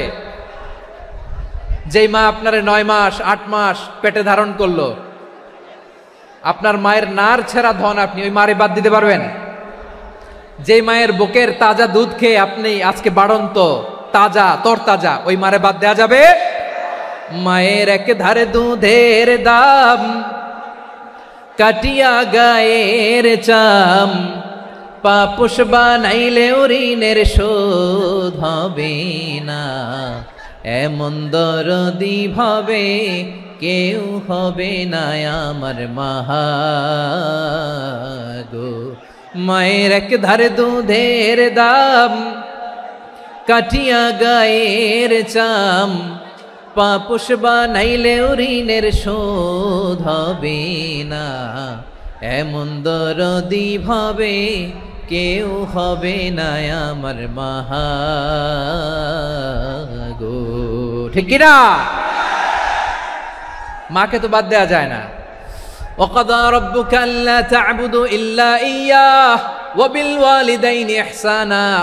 আল্লাহ বলে, অবধারিত 2টা ভার্ডিক্ট তোমাদের জন্য, এক আল্লাহর ইবাদত করবা আর মা বাবার প্রতি ইহসান করবা। আদেশটা কার? মা বাবার প্রতি ইহসান করতে হবে। আমার মা হিন্দু হোক, ভালো আচরণ করতে হবে, বৌদ্ধ হোক, ভালো আচরণ করতে হবে। আমার যে সমস্ত হিন্দু ভাইয়েরা মুসলিম হয়েছ, তোমাদের মা বাবা এখনো মুসলমান হয় নাই, তাদের সাথে ভালো আচরণ করতে হবে। আপনাদের খেদমত নিজে করতে হবে, অথবা খেদমতের ব্যবস্থা করাই দিতে হবে। মান্থলি যে খরচ লাগে এটা দিতে হবে। আরে তুমি এখন মুসলিম, তোমার মা বাবা হিন্দু, এখনই তো সুযোগ ইসলামের সৌন্দর্য দেখানোর। এখন মা বাবা যদি দেখে, আরে এটা হিন্দু থাকতে তো বদমাইশ ছিল, বেয়াদব ছিল, কি এমন ধর্ম সে গ্রহণ করলো যেটা গ্রহণের সাথে সাথে সে পাল্টে গেল? কি এমন ধর্ম সে গ্রহণ করেছে যেটা তার জীবনকে আলোকিত করে দিয়েছে? নসিব ভালো হইলে তারাও কালিমা পড়ে মুসলমান হয়ে যাবে। বিষ্ণু ইসা ইসলামের স্ত্রীর নাম ছিল আয়েশা রাদিয়াল্লাহু তাআলা আনহা, আবু বকর রাদিয়াল্লাহু তাআলা আনহুর মেয়ে। আবু বকর রাদিয়াল্লাহু তাআলা আনহুর আরেক মেয়ের নাম হচ্ছে আসমা। কি নাম? দুজনই আবু বকর রাদিয়াল্লাহু তাআলা আনহুর মেয়ে, আসমা আর আয়েশা। নাম দুইটা কেমন লাগে? আসমা নামটা কেমন লাগে? আয়েশা নামটা কেমন লাগে? সবার ভালো লাগে নাই? নাম দুটো আপনাদের ভালো লাগে? লালমনিরহাটে অনাগত যদি কন্যা সন্তান হয়, যদি মনে চায় আসমা রেখে দিতে পারবেন। যদি মনে চায় আয়েশা রেখে দিয়েন। দেশে বিদেশে এয়ারপোর্টে রাস্তাঘাটে শুধু বলে হুজুর একটা নাম দেন, আমার ছেলের একটা নাম দেন, মেয়ের একটা নাম দেন। তো আমার মনে আছে যশোরের আদ্দিনের মাহফিলে আমি একটা দুইটা নাম দিয়েছিলাম। আজকে লালমনিরহাটের এই প্রোগ্রামে কন্যা সন্তান যদি হয় দুটা নাম দিলাম, আসমা কিংবা আয়েশা। ইনশাআল্লাহ পড়েন। দুজন বোন, এক মায়ের না, বাবা এক মা দুজন। আয়েশা রাদিয়াল্লাহু তাআলা আনহার মায়ের নাম উম্মে রুমান, আর আসমা রাদিয়াল্লাহু তাআলা আনহার মায়ের নাম কুতাইলা বিনতে আব্দুল উজ্জা। আবু বকর রাদিয়াল্লাহু তাআলা আনহু 4টা বিয়ে করেছিলেন। তো একই ঘটনা ঘটেছে এই ফ্যামিলিতে। আসমা ইসলাম ধর্ম গ্রহণ করে মুসলিমা, কিন্তু তার মা কুতাইলা মুশরিকা। আই রিপিট, বোঝার জন্য আমি আবারও বলি, আসমা রাদিয়াল্লাহু তাআলা আনহা মুসলিমা, আর আসমার মা কুতাইলা, আওয়াজ করে বুঝে থাকলে বলেন, আসমার মা মুশরিকা। তার মানে মেয়ে মুসলিম, মা অমুসলিম, ভেজাল আছে না নাই? কিন্তু কুতাইলা আর ধৈর্য ধারণ করতে পারে না। নার ছেড়া ধন, কলিজার টুকরা ধন, কলিজার টুকরা সন্তান আসমারে দেখতে বড্ড মন চায়। সাইয়েদনা আসমা রাদিয়াল্লাহু তাআলা আনহা মক্কা থেকে হিজরত করে মদিনায় চলে গেলেন হুদাইবিয়ার পর। যখন মক্কা মদিনা ট্রাফিক স্বাভাবিক হলো, মক্কার লোক মদিনায় যায়, মদিনার লোক মক্কায় আসে। কুতাইলা কলিজার টুকরা সন্তান আসমারে দেখার জন্য কিছু উপহার নিয়ে বিশাল মরুপথ পাড়ি দিয়ে মক্কা থেকে মদিনায় যায়। সুবহানাল্লাহ বলেন। এখন মা আসছে মেয়ের সাথে দেখা করতে, মেয়ে তো আর দেখা দেয় না। মেয়ে ভাবছে আমার মা তো মুশরিকা, অপবিত্রা, তার সাথে কি দেখা দেয়া যাবে? বিশ্বনবীর দরবারে চলে গেলেন। সুবহানাল্লাহ বলেন। কি সৌভাগ্যবান ছিল তারা, মাসলা জানার দরকার হলেই নবীর দরবারে চলে যেত। ঘরে বউয়ের সাথে ঝগড়া হলে নবীর দরবারে চলে যেত। অনেক সাহাবী বলে আমার পেটে ক্ষুধা লাগলো আমি নবীর কাছে চলে যেতাম, কারণ নবীর চেহারার দিকে তাকালেই আমার পেটের ক্ষুধা মিটে যেত। সাইয়েদনা আসমা রাদিয়াল্লাহু তাআলা আনহা বিশ্বনবীর কাছে চলে গেলেন, যে বললেন ইয়া রাসূলুল্লাহ ইয়া হাবিবাল্লাহ ইন্না উম্মি কাদিমাতুন ইলাইয়া ওয়া হিয়া রাগিবা। আমার মা মক্কা থেকে অনেক দূর মরুর পথ পাড়ি দিয়ে উপহার সামগ্রী নিয়ে মদিনায় আমার সাথে দেখা করতে এসেছে গো নবী। আমার জানতে বড্ড ইচ্ছে হয় আমি আমার মুশরিকা মায়ের সাথে একটু দেখা করতে পারবো কিনা। আফা আসিলুহা, আগে যেমনি আমি আমার মায়ের সাথে ভালো আচরণ করতাম, যেমনি আমি আমার মায়ের সাথে সদাচরণ করতাম গো নবী, এখন আমি মুসলিমা মা মুশরিকা, এখনো কি আগের মতো সদাচরণ করতে পারবো নাকি? বিশ্বনবী বললেন নাম সিলিহা, হ্যাঁ রে আসমা, অবশ্যই অবশ্যই, আগে ঠিক যেমন তুমি তোমার মায়ের সাথে ভালো আচরণ করতে এখনো তেমনি আগের মতো ভালো আচরণ করবা। আওয়াজ করে পড়েন সুবহানাল্লাহ। কি ইসলাম আমরা পেয়েছি, কত ব্রড মাইন্ডেড আমাদের ইসলাম, কত ওপেন মাইন্ডেড ইসলাম, কত ওপেন আপ করতে পারে, চিন্তা করতে পারেন। বিষ্ণু বললেন হ্যাঁ অবশ্যই, নাম সুলিহা, আগে যেমনি ভালো আচরণ করছো আসমা এখন ওইরকমই করো, পারলে আরো বাড়াই করো। সুবহানাল্লাহ বলেন। তাহলে আমার যে হিন্দু ভাইয়েরা হিন্দু বোনেরা ইমানের বদৌলতে দৌলতে আপনি ধন্য হয়েছেন, আপনার আম্মা আব্বা এখনো মুসলমান হয় নাই, তাদের জন্য দোয়া করেন, তাদের জন্য দোয়া করেন, আল্লাহ যেন তাদেরকেও ইমানের দৌলত দান করে। আমরা সবাই পড়ি আমিন, আরো জোরে পড়েন আমিন। এখন বলেন ইসলাম কি ন্যারো মাইন্ডেড রিলিজিয়ান না ব্রড মাইন্ডেড? লালমনিরহাটের যুবক ভাইরা আওয়াজ করো, ইসলাম কি ন্যারো মাইন্ডেড না ব্রড মাইন্ডেড? কতটা ব্রড মাইন্ডেড দেখেন। বিশ্বনবী সাল্লাল্লাহু আলাইহি সাল্লাম অমুসলিমরা যদি নবীকে উপহার দিত ওই উপহারও বিশ্বনবী গ্রহণ করতেন। সুবহানাল্লাহ পড়েন। আপনার অমুসলিম বন্ধু যদি উপহার দেয় সেটাও আপনি নিতে পারবেন, যেটা নেওয়া জায়েজ। কিন্তু আপনার বন্ধু যদি আপনার মদের বোতল দেয় নিতে পারবেন? হ্যাঁ, মদের বোতল দিলে পারবেন না। আপনার বন্ধু যদি আপনার পর্ক দেয়, পর্ক শূকরের গোশত মিশ্রিত কোনো খাবার, ওটা নিতে পারবেন না। হালাল যে কোনো জিনিস নিতে পারবেন। বিশ্বনবী সাল্লাল্লাহু আলাইহি ওয়াসাল্লাম অমুসলিমদের দেয়া হাদিয়া গ্রহণ করতেন। কেমন নবী ছিলেন? আমার নবীরে চিনে নেন, আমার নবীর অ্যাটিটিউড জেনে নেন। বিশ্বনবী সাল্লাল্লাহু আলাইহি ওয়াসাল্লাম যখন কোনো জনপদে যেতেন 3টা অপশন নিয়ে যেতেন। প্রিয় ভাইয়ের আওয়াজ করে বলতে হবে, কোনো জনপদে গেলে আমার নবীর অপশন থাকতো কয়টা? আমার মতো 3 আঙ্গুল উঁচু করে দেখান আর বলুন আমার নবী কোন জনপদে গেলে কয়টা অপশন নিয়ে যেতেন? 1 নাম্বার অপশন আসলিম তাসলাম। নতুন এলাকায় গেলে বলতেন আসলিম তাসলাম, ইসলাম ধর্ম গ্রহণ করো, শান্তিতে থাকবা, আমার ভাই হয়ে যাবা, আমরা ভাই ভাই। ইসলাম মানো, আমরা ভাই ভাই। অপশন নাম্বার কত? 1। যদি বলে না ইসলাম মানবো না, ওকে, অপশন নাম্বার 2, মুসলিম হওয়ার দরকার নাই, লা ইকরাহা ফিদ্দিন, ইসলামে কোনো বাড়াবাড়ি নাই। খ্রিস্টান আছো থাকো, বৌদ্ধ আছো থাকো, ইহুদি থাকতে চাও থাকো, কিন্তু আমরা যেহেতু রিজিওনাল সুপার পাওয়ার, আমাদের আন্ডারে থাকো, ট্যাক্স দিয়া থাকো, এটার বলে জিজিয়া। আলেম যারা আছেন বুঝবেন এটার আরবিতে কি বলে, জিজিয়া। You pay us the tax, we will give you the security. তোমরা ট্যাক্স দিবা, আমরা সিকিউরিটি দিব, আমাদের আওতায় থাকবা, কেউ তোমাদেরকে আক্রমণ করতে পারবে না, আমরা নিরাপত্তা দিব। সুবহানাল্লাহ বলেন। এটা অপশন নাম্বার কত? আচ্ছা বুঝে থাকলে বলেন 1 নাম্বার অপশন কি ছিল? ইসলাম। ইসলাম মানো, শান্তিতে থাকবা, ভাই ভাই, আমরা ভাই ভাই। অপশন নাম্বার 2, ট্যাক্স দাও, আমরা নিরাপত্তা দিব, মুসলিম হওয়া লাগবে না। এখন 1 নাম্বারও মানে না, 2 নাম্বারও মানে না, মুসলিম হবো না, ভালো, খ্রিস্টান থাকো, ট্যাক্স দাও, আমরা সিকিউরিটি দিব না, এইটাও মানি না। বিষ্ণু বলেন তাহলে তলোয়ার আমাদের আর তোমাদের মাঝে ফয়সালা করবে, মুসলিমও হবো না, ট্যাক্স দিবা, নিরাপত্তা দিব, আমরা সুপার পাওয়ার, আমাদের আন্ডারে থাকবে, এইটাও না। তাহলে তোমাদেরকে তো আমরা বিশ্বাস করতে পারি না, কখন না কখন বিশ্বাসঘাতকতা করো, কার সাথে মিলে হাত মিলাও, তলোয়ার আমাদের মাঝে ফয়সালা করবে। তখন তিনি জেহাদের সশস্ত্র সংগ্রামের ঘোষণা দিতেন। সুবহানাল্লাহ পড়েন। দেখেন পশ্চিমারা জেহাদকে এইভাবে চিত্রায়িত করে না, ওরা জেহাদ বলতে বুঝায় তলোয়ার, হাত কাটো, গলা কাটো, না, জেহাদ সশস্ত্র সংগ্রাম 3 নম্বরে। অধিকাংশ ক্ষেত্রেই বিশ্বনবীর সুন্দর আচরণ দেখে, আরে আমার নবীর যে নুরানি চেহারা, অনেকে তো কেবল সিরেফ চেহারাটা দেখেই কালিমা পড়ে মুসলমান হয়ে গিয়েছে। যারা মুসলিম হয় নাই তারা তাদের ইসলামেই বলবৎ ছিল, ট্যাক্স দিয়ে ইসলামের আন্ডারে ছিল।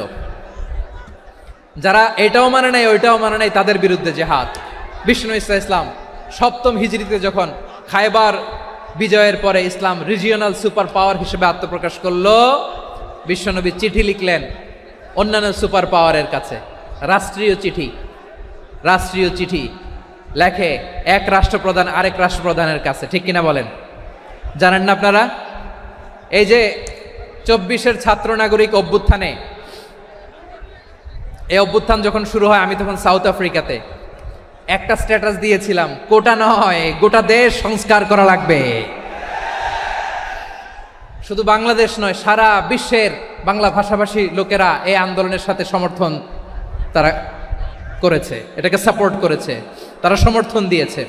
আমাদের ইউনাইটেড আরব আমিরাতের বাংলাদেশি ভাইয়েরা, তারা সেখানে রাস্তায় নেমে এসেছিল, জানেন? ওইখানে ডেমনস্ট্রেশন করা যায় না, সেখানকার সরকার তাদেরকে যাবজ্জীবন দিয়েছিল। তখন আমাদের এই যে প্রধান উপদেষ্টা ডক্টর মোহাম্মদ ইউনূস সরাসরি G2G বলে, এটারে G2G, government to government, G2G, উনি চিঠি লিখলেন যে তাদেরকে, ইউর হাইনেস, হে সম্মানিত আমির, আপনি আমার এই চিঠির কারণে আমার সম্মানে এই 53 জন বাংলাদেশিকে মাফ করে দেন। এই চিঠির বদৌলতে বেকসুর খালাস পেয়ে গিয়েছিল আমাদের ভাইরা। জানেন না এই ঘটনা আপনারা? তাহলে গভর্নমেন্ট টু গভর্নমেন্ট চিঠি দেওয়া হয়। 7ম হিজরিতে বিষ্ণু ইসলাম সব সুপার পাওয়ারের কাছে চিঠি দিলেন, রোমান সম্রাটের কাছে, পারস্য অধিপতির কাছে, মিশরের অধিপতির কাছে, সবার কাছে চিঠি লিখলেন। চিঠির ভাষা ছিল এরকম, মিন মুহাম্মাদিন রাসূলিল্লাহ ইলা মুকাওকিস আযীমিল কিবত, মুহাম্মদ রাসূলুল্লাহর পক্ষ থেকে মিশরের বাদশার কাছে, আসলিম তাসলাম, ইসলাম মানো, শান্তিতে থাকবা, সালামুন আলা মান ইত্তাবা আল হুদা, শান্তি তার জন্য যে হেদায়েতের অনুসরণ করে। সুবহানাল্লাহ পড়েন। তো এই চিঠি অনেকে ভালোভাবে রিসিভ করেছে, অনেকে এই চিঠি পাওয়ার পরে নবীর কাছে আবার ইন রিটার্ন উপহার পাঠিয়েছে। কি পাঠিয়েছে? উপহার। মিশরের বাদশা মুকাওকিস, তিনি বিশ্বনবীকে বিশাল এক উপহারের ডালি পাঠিয়েছেন। মিশরের বাদশা মুকাওকিস ছিলেন ধর্মে খ্রিস্টান। লালমনিরহাটের ভাইয়েরা আওয়াজ করে বলেন, মিশরের বাদশা ধর্মে কি ছিল? খ্রিস্টান। কি উপহার দিয়েছিল আমার নবীকে? শুনতে মনে চায়? আওয়াজ নাই লালমনিরহাটের গলায়। শুনতে মনে যায়? 1000 স্বর্ণ মুদ্রা, 1000 স্বর্ণ মুদ্রা। 2টা খ্রিস্টান দাসী, একজনের নাম মারিয়া বিনতে শামাউন আল কিবতিয়া, আরেকজনের নাম সিরিন বিনতে শামাউন আল কিবতিয়া। একজন খ্রিস্টান দাস 20 থান কাপড় জামা বানানোর জন্য, আমরা নবী যেন সেলাই করে জামা বানাতে পারে এজন্য 20 থান কাপড়, 20 থান ফাইন গার্মেন্ট, সুবহানাল্লাহ পড়বেন না? এরপরে একটা গাধা যেটার নাম ছিল উফাইর, আর একটা খচ্চর, এটার নাম ছিল দুলদুল। খচ্চর চিনেন? গাধা আর ঘোড়ার ক্রসিং এ যে প্রাণীটা দুনিয়াতে আসে এটার খচ্চর বলে।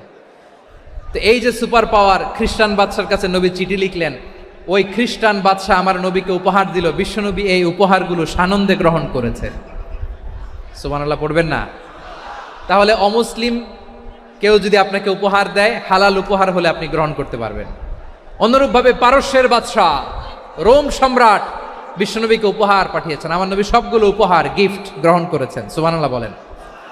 তাহলে প্রিয় লালমনিরহাট, আওয়াজ করে বলুন, ইসলাম কি ন্যারো মাইন্ডেড রিলিজিয়ন না ব্রড মাইন্ডেড? আম্মাজান আয়েশার কাছে মাসালা জানতে চায় মেয়েরা, হে আম্মাজান, অগ্নি উপাসকেরা তাদের ঈদের দিন নওরোজের সময় আমাদেরকে পাখি দেয়, নেওয়া যাবে? উনি বললেন, ওরা জবাই করে দিলে নেওয়া যাবে না, কিন্তু ওরা যদি ফলমূল এরকম খাবার দেয় এগুলো নেওয়া যাবে। তার মানে অমুসলিমদের দেয়া উপহার এটা গ্রহণ করা যায়। সুবহানাল্লাহ বলেন। শুধু তাই নয়, বিষ্ণু ঈসা ইসলাম অমুসলিমদের সাথে আর্থিক লেনদেনও করেছেন, ফিনান্সিয়াল ডিলিং করেছেন। অমুসলিমদের সাথে প্রয়োজনে আপনি ফিনান্সিয়াল ডিলিং করতে পারবেন। আমরা প্রায় দেখি বাজারের মিষ্টির দোকানগুলো আমার হিন্দু ভাইদের। লালমনিরহাটে মিষ্টির দোকান, দইয়ের দোকান কারা চালায়? হিন্দুরা চালায় না? তারপরে যে বারবার শপ, চুল কাটে যে নাপিত, অধিকাংশ নাপিতের দোকানে কারা? আমার হিন্দু ভাইরা। তা আপনি চুল কাটতে পারবেন কিনা? পারবেন কিনা বলেন? পারবেন। তার দোকান থেকে দই মিষ্টি কিনতে পারবেন কিনা? হ্যাঁ, আমার মুসলিম ভাইয়ের দোকান থাকলে ওইটারে আমি বেশি প্রায়োরিটি দিব, ঠিক কিনা? কিন্তু যদি তাদের সার্ভিস নিতে চান, প্রোডাক্ট নিতে চান, পারবেন। তার দলিল সহিহ বুখারী, আম্মা জান আয়েশা রাদিয়াল্লাহু তাআলা আনহা বলেন, ইশতারা রাসূলুল্লাহ সাল্লাল্লাহু আলাইহি ওয়াসাল্লাম মিন ইয়াহুদিয়িন তুআমান ওয়া রাহানাহু দিরআহু মিন হাদিদ। রাসূল সাল্লাল্লাহু আলাইহি ওয়াসাল্লাম এক ইহুদির কাছ থেকে, কার কাছ থেকে? সবাই বলে নাই, কার কাছ থেকে? আমার নবী, পেয়ারা নবী এক ইহুদির কাছ থেকে জব কিনেছিল, জব, বার্লি, যেটা দিয়ে রুটি বানায়। ওই জবের দাম দেওয়া টাকা পয়সা নবীর কাছে ছিল না, ফলে নবী ওনার একটা পোশাককে মর্গেজ রেখেছিলেন, মর্গেজ, বন্ধক, যে এখন এটার দাম দিতে পারবো না, কয়েক কেজি বার্লি নিয়ে যাই আর বন্ধক হিসেবে আমার জামাটা রেখে গেলাম, যেই দিন দাম দিব ওই দিন জামাটা ছুটায় নিয়ে যাব। সুবহানাল্লাহ পড়বেন না? বাকিতে নিছিলেন, বাকিতে। দিরআহু মিন হাদিদ, লোহার তৈরি বর্ম, মানে যুদ্ধের পোশাক, লোহা দিয়ে বানানো। বিশ্বনবী বললেন, কয়েক কেজি জব দাও, টাকাটা পরে দিব, এখন টাকা নাই, বন্ধক হিসেবে, মর্গেজ হিসেবে আমার জামা রেখে গেলাম, যখন টাকা দিব জামা ছুটায় নিব। আওয়াজ করে বলতে হবে সুবহানাল্লাহ। এ থেকে বোঝা গেল অমুসলিমদের সাথে ফিনান্সিয়াল ডিলিং করা যায়, অর্থনৈতিক লেনদেন করা যায়, কেনাবেচা করা যায়, প্রোডাক্ট কেনা যায়। এমনকি আমাদের মসজিদে নববীতে বারান্দায় আপনার একটা অটোমেটিক ফ্লাইং আমব্রেলা দেখছেন? সূর্য যখন বাড়ে মসজিদে নববীর বারান্দায় ইয়ার্ডের মধ্যে অটোমেটিক্যালি কিছু আমব্রেলা আছে, সাঁ করে খুলে যায়, আর সূর্যের তাপ লাগে না। আবার সন্ধ্যাবেলায় এই আমব্রেলাগুলো ওরা ক্লোজ করে ফেলে, দেখেন নাই না? দেখছেন? এই মসজিদে নববীকে সর্বোচ্চ উন্নত মানের কনস্ট্রাকশন ইনফ্রাস্ট্রাকচারে ডেভেলপ করার জন্য কর্তৃপক্ষ কিছু অমুসলিম ইঞ্জিনিয়ারের, ডিজাইনারের সহায়তা নিয়েছিল। সুবহানাল্লাহ বলেন।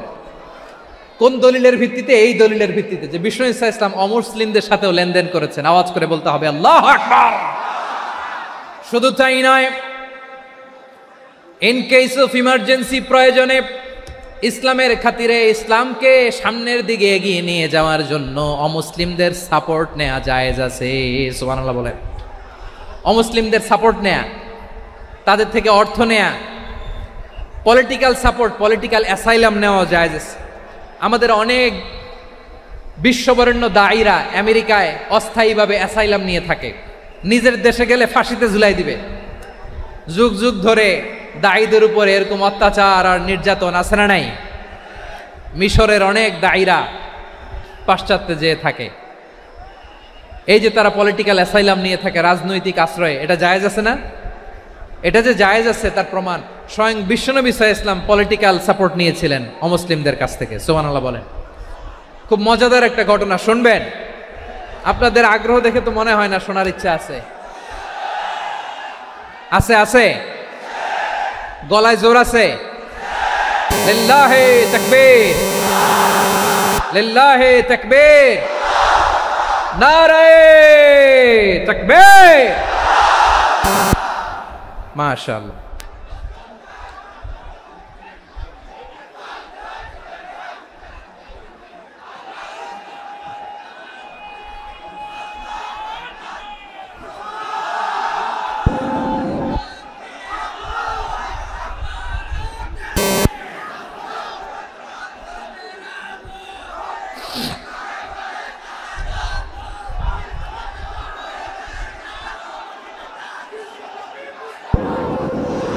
মাশাআল্লাহ মাশাআল্লাহ। থামুন থামুন আমার ভাইরা, বিশ্বনবীর বয়স তখন প্রায় 51 বছর। কত বছর? বিশ্বনবীর সবচেয়ে কাছের মানুষ খাদিজা রাদিয়াল্লাহু তাআলা আনহা ইন্তেকাল করেছেন। বিশ্বনবী বড্ড কষ্ট পেলেন, হৃদয়টা ভেঙে খান খান। যিনি ঘরের ভেতরে বিশ্বনবীকে সান্ত্বনা দিতেন, ভালোবাসা দিতেন, বাইরে গেলে কুরাইশরা বকাঝকা করে, অত্যাচার করে, কিন্তু আম্মাজান খাদিজা রাদিয়াল্লাহু তাআলা আনহা ঘরটারে এমন শান্তির নীড় বানায় রেখেছেন, এই ঘরের ভিতরে ঢুকলে বিশ্বনবীর কলিজাটা ঠান্ডা হয়ে যেত। এজন্য রব্বুল আলামিন বলেন, খাদিজা, ও আমার বান্দি খাদিজা, জান্নাতে এমন স্পেশাল একটা ঘর আমি তোমার জন্য রেডি করে রেখেছি। ওই ঘরের মধ্যে কোনো আওয়াজ নাই, ওই ঘরের মধ্যে কোনো নয়েজ নাই, ওই ঘরে কোনো বিশৃঙ্খলা নাই। কারণ মক্কার জমিনে আমার নবী কুরাইশদের বিশৃঙ্খলা, নয়েজ আর ঝামেলাগুলোকে উপেক্ষা করে যখন তোমার ঘরের ভিতরে ঢুকতো, ঘরটারে তুমি শান্তির নীড়, ঠান্ডা, নীরব, নিস্তব্ধ, নিঝুম আর শান্তির নীড় বানিয়ে রেখেছ। এজন্য জান্নাতে স্পেশাল একটা শান্তির নীড় আমি তোমারে উপহার দেব। ওই প্রিয়তমা স্ত্রী খাদিজা ইন্তেকাল করলেন, বিশ্বনবীর হৃদয় ভেঙে খান খান। আবার ওনার চাচা আবু তালেব ইন্তেকাল করলেন, যিনি পলিটিক্যাল শেল্টার দিতেন নবীকে। কে দিতেন? আবু তালেবের ভয়ে, বিশ্বনবীর এই চাচার ভয়ে কোনো মুশরিক নবীর গায়ে হাত দেওয়ার সাহস পায় নাই। এখন স্ত্রীও নাই, চাচাও নাই, নবীকে আশ্রয় দেওয়ার কেউ নাই, নবীর চারদিকে অন্ধকার। নবী এখন কই যাবেন? আমার পেয়ারা নবী নতুন স্টেশন খুঁজতেছেন, নতুন দাওয়াতি প্ল্যাটফর্ম খুঁজতেছেন। তিনি যায়েদ বিন হারেসা রাদিয়াল্লাহু তাআলা আনহুকে নিয়ে মক্কার পাশের একটা নেইবরিং সিটি তায়েফে চলে গেলেন। কোথায় চলে গেলেন? লালমনিরহাটের ভাইয়ের আওয়াজ করে বলেন, কোথায় গেলেন? তায়েফে চলে গেলেন দিনের দাওয়াত দেওয়ার জন্য। কি দেওয়ার জন্য? নাকি জমি কিনতে গেছিলেন? জমি কিনতে, দুনিয়ার যশ খ্যাতির জন্য, নিজের কোনো লাভের জন্য? তায়েফবাসীদেরকে জাহান্নামের আগুন থেকে বাঁচানোর জন্য। আওয়াজ করে বলতে হবে, ঠিক কিনা? বিশ্বনবী বিশাল মরুপথ, পাহাড়ি পথ পাড়ি দিয়ে তায়েফের মরুজমিনে গেলেন কোরআনের দাওয়াত নিয়ে, ইমানের দাওয়াত নিয়ে। কিন্তু তায়েফের লোকেরা বিশ্বনবীর দাওয়াতকে শুধু প্রত্যাখ্যান করেই থামে নাই, তারা বিশ্বনবীর সাথে অত্যন্ত খারাপ আচরণ করেছে, বিশ্বনবীকে শারীরিকভাবে হেনস্থা করেছে, আমার নবীকে শারীরিকভাবে অত্যাচার করেছে, আমার পেয়ারা নবীর গায়ে পাথর মেরেছে, বিশ্বনবীর গা বেয়ে ঝরঝর করে রক্ত ঝরেছে, নবী জামিনের মধ্যে লুটিয়ে পড়েছেন, আবার মেরেছে, আবার নবী হাঁটতে শুরু করলেন, পেছন থেকে আবার মেরেছে, আবার নবী রক্তাক্ত হয়ে জামিনের মধ্যে লুটিয়ে পড়লেন, আবার মেরেছে। বিশ্বনবীর মতো এত সুশ্রী মানব, বিশ্বনবীর মতো এত শুভ্র মানব, বিশ্বনবীর মতো এমন চমৎকার দেহাবয়ব দিয়ে রব্বুল আলামিন কাউকে বানান নাই। এরকম চমৎকার মানুষটাকে তারা তায়েফের ওই জমিনে রক্তাক্ত করেছে। বিশ্বনবী দুনিয়ার কোনো স্বার্থের জন্য সেখানে যান নাই, নিজের কোনো লাভের জন্য, প্রাপ্তির জন্য যান নাই, তায়েফবাসীদের জাহান্নামের আগুন থেকে বাঁচাতে গিয়েছেন। ঠিক কিনা বলেন?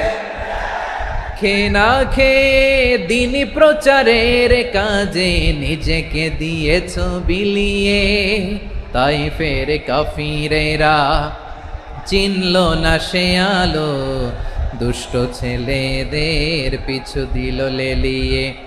পাথরের আঘাতে ক্ষত বিক্ষত হয়ে সারা শরীর থেকে রক্ত ঝরে, হে রাসূল তোমাকে ভুলি আমি কেমন করে, হে রাসূল তোমাকে ভুলি আমি কেমন করে। পারেন না আপনারা? ধরুন আমার সাথে, হাজার ব্যথা বেদনার পরে ফিরে আসনি তুমি আপন ঘরে, দিনের আলো তুমি ছড়িয়ে দিতে, চলে গেলে মদিনায় মক্কা ছেড়ে, হে রাসূল তোমাকে ভুলি আমি কেমন করে, হে রাসূল তোমাকে ভুলি আমি কেমন করে। ঠিক কিনা বলেন? প্রিয় ভাইরা, তাইফের ছেলেরা নবীকে রক্তাক্ত করলো। আমার নবী কই যাবে? কই যাবে? মক্কায় জায়গা নাই, তাইফে জায়গা নাই। তাইফ থেকে ভারাক্রান্ত মন নিয়ে আমার নবী মক্কায় ফিরে আসলেন। বিশ্ব নবী মক্কায় ঢুকতে পারেন না। মক্কার মরুভূমির দিকে তাকিয়ে, উপত্যকার দিকে তাকিয়ে বিশ্বনবী ধা ধা করে কাঁদেন, ঝরঝর করে। নবীর চেহারা মোবারক থেকে চোখের পানিগুলো বেয়ে বেয়ে পড়ে। আমার জন্মস্থান, আমার শৈশব, কৈশোর, যৌবন কেটেছে এই মক্কায়, আমার এলাকায় আমি ঢুকতে পারি না। বিশ্বনবী মক্কার অনতি দূরে দাঁড়িয়ে জায়েদকে পাঠালেন, জায়েদ যাও দেখো কেউ আমাকে সাপোর্ট করার মতো আছে কিনা, যাও অমুকের কাছে যাও। জায়েদ গেলেন, তারাও প্রত্যাখ্যান করে ফিরিয়ে দেয়। বিশ্বনবী বললেন যাও অমুক লোকের কাছে যাও, তিনিও প্রত্যাখ্যান করে ফিরিয়ে দিলেন। কেউ বিশ্বনবীকে আশ্রয় দিতে রাজি হয় না। নিজ জন্মভূমিতে বিতাড়িত বিশ্বনবী, সর্বশেষ বিশ্বনবী বললেন যাও মুতঈম ইবনে আদির ঘরে যাও। মুতঈম ইবনে আদি মুশরিক, তার কাছে যাও। গেলেন, মুতঈম ইবনে আদি রাজি হয়ে গেল। সুবহানাল্লাহ বলেন। দেখেন, অনেক বিপদের সময়ও আমি নিজে সাক্ষী, সামাজিকভাবে রাজনৈতিকভাবে কত ঝঞ্ঝা, কত ষড়যন্ত্র, কত কনস্পাইরেসি পাড়ি দিয়ে আমাদেরকে সামনে এগিয়ে যেতে হয়। এই শত্রুদের ভেতরেও একজনকে দাঁড় করিয়ে দেয় যে আল্লাহর কোরআনের জন্য রেডি হয়ে যায়। পড়েন সুবহানাল্লাহ। মুতঈম ইবনে আদি, আল্লাহ তার মনকে নরম করে দিলেন। মুতঈম বলে, মুহাম্মদ আমি তোমাকে আশ্রয় দিব। তার দুই ছেলেকে পাঠালেন, যাও খোলা তলোয়ার নিয়ে, স্কট দিয়ে, গার্ড অফ অনার দিয়ে মুহাম্মদকে মক্কায় ঢুকাও, আর বলো আমি আমান দেব। আমান কি দিব? আমান মানে সিকিউরিটি, নিরাপত্তা। সিকিউরিটি ছাড়া, আমান দেওয়া ছাড়া কেউ থাকতে পারতো না মক্কায়। দুই ছেলে বিষ্ণু ইসা ইসলামকে নিয়ে আসলো। নবী কাবার চারদিকে তাওয়াফ করলেন, নামাজ পড়লেন। আবু জাহেল, উতবা, শাইবা, ওয়ালিদ ইবনে মুগীরা সবাই দেখে, কেউ কিছু করতে পারে না। কারণ মুতঈম ইবনে আদি ঘোষণা দিয়েছেন আমি মুহাম্মদকে আমান দিয়েছি, মুহাম্মদের গায়ে যেন কেউ স্পর্শ না করে। আওয়াজ করে পড়েন সুবহানাল্লাহ। নবীর এই বিপদকালে মুহূর্তে মুতঈমের হৃদয়টারে নরম করে দিল কে? আচ্ছা, লালমনিরহাটের ভাইয়েরা বলেন, এই মুতঈম কি মুসলিম ছিল না মুশরিক? সবাই বলতে হবে মুসলিম না মুশরিক? তাহলে মুশরিকের কাছ থেকে নবী পলিটিক্যাল অ্যাসাইলাম, আধুনিক রাষ্ট্রবিজ্ঞানের ভাষায় পলিটিক্যাল অ্যাসাইলাম, যেটাকে বলে রাজনৈতিক আশ্রয়, ওনার আমান বা নিরাপত্তার এই ঘোষণায় তিনি মক্কায় ঢুকলেন। যতদিন নিরাপত্তা ছিল ছিলেন। মুতঈম যখন মারা গেল, বিষ্ণু ইসলাম হিজরত করে মদিনায় চলে গেলেন। সুবহানাল্লাহ। কিন্তু মুতঈম যে বিশ্বনবীর উপকার করছে এটা বিশ্বনবী ভুলে নাই। আমাদের অনেকে আছে উপকার করার পরে আর খেয়াল থাকে না, খাওয়ার পরে গলা দিয়ে নামলে আর খেয়াল থাকে না। এরকম আছে না নাই? আমার নবী ভুলে নাই। বদরের প্রান্তরে 70 জন কাফেরকে যখন বন্দী করে বিশ্বনবীর সামনে হাঁটু গেড়ে দাঁড় করানো হলো, বসানো হলো, 70 জন কাফের। কয়জন? বিশ্বনবী তাদের দিকে তাকিয়ে বললেন, সহিহ বুখারীর বর্ণনা, লাউ কানাল মুতঈম ইবনে আদি হাইয়ান সুম্মা কাল্লামানি হাউলাইন নাতনা লা তারাকতুহুম লাহু। বদরের প্রান্তরে 70 জন বন্দী কাফিরের দিকে তাকিয়ে আমার নবী বললেন, আজকে মুতঈম ইবনে আদি যদি বেঁচে থাকতো আর তোমাদের 70 জনের ব্যাপারে যদি মোতেআম এক বাক্যে একটা সুপারিশ করত, তার সম্মানে আজকে তোদের সবাইরে আমি মাফ করে দিতাম। সুবহানাল্লাহ নাই? ওই যে চিল্লাচিল্লি যে কথা বোঝে নাই, কোন জিনিস মিস করছে ওরা নিজেরাও বোঝে নাই। বিশ্বনবী মোতেআমের এই সাহায্যের কথা বলে নাই। 70 জন মুশরিক হাঁটু গেড়ে বসা, নবী চাইলে এখনই এক্সিকিউশন অর্ডার দিতে পারে। তিনি বললেন, আজকে যদি মোতেআম বেঁচে থাকতো আর মোতেম যদি তোদের জন্য সুপারিশ করতে, এই আবর্জনাগুলোর ব্যাপারে সুপারিশ করতে, আমি মুহূর্তেই তোদেরকে এমনি মাফ করে দিতাম। এবার বলেন, ইসলাম কি ন্যারো মাইন্ডেড না ব্রড মাইন্ডেড? শুধু তাই নয়, যাকে যে সম্মান দেয়ার আমার নবী দিতেন, হোক আস্তিক হোক নাস্তিক, হোক মুসলিম হোক অমুসলিম। বিষ্ণু ইসলাম যখন রোমান সম্রাটের কাছে চিঠি লিখেছেন, আমার প্রিয় লালমনিরহাটের ভাইরা, অল্প কয়েক মিনিট কয়েকটা জরুরি কথা বলবো, এদিকে তাকান, এদিকে তাকান। রোমান সম্রাটের কাছে বিশ্বনবী যখন চিঠি লিখলেন মিন মুহাম্মদ রাসূলিল্লাহ ইলা হিরাকলা আযীমির রোম, মুহাম্মদের পক্ষ থেকে হিরাক্লিয়াসের কাছে, যিনি হচ্ছেন আযীমির রোম। এটা নবী নিজ থেকে বানায় লিখছেন, অতিরিক্ত সম্মান দিয়ে। কোন রাষ্ট্রপ্রধান যখন আসে তাদেরকে আমরা কি বলি জানেন? তার নামের শেষে HE এটা লিখতে হয়, H.E. মানে হিজ এক্সেলেন্সি। কি লেখে? হিজ এক্সেলেন্টি, অথবা ইউর হাইনেস, ইউর ম্যাজেস্টি।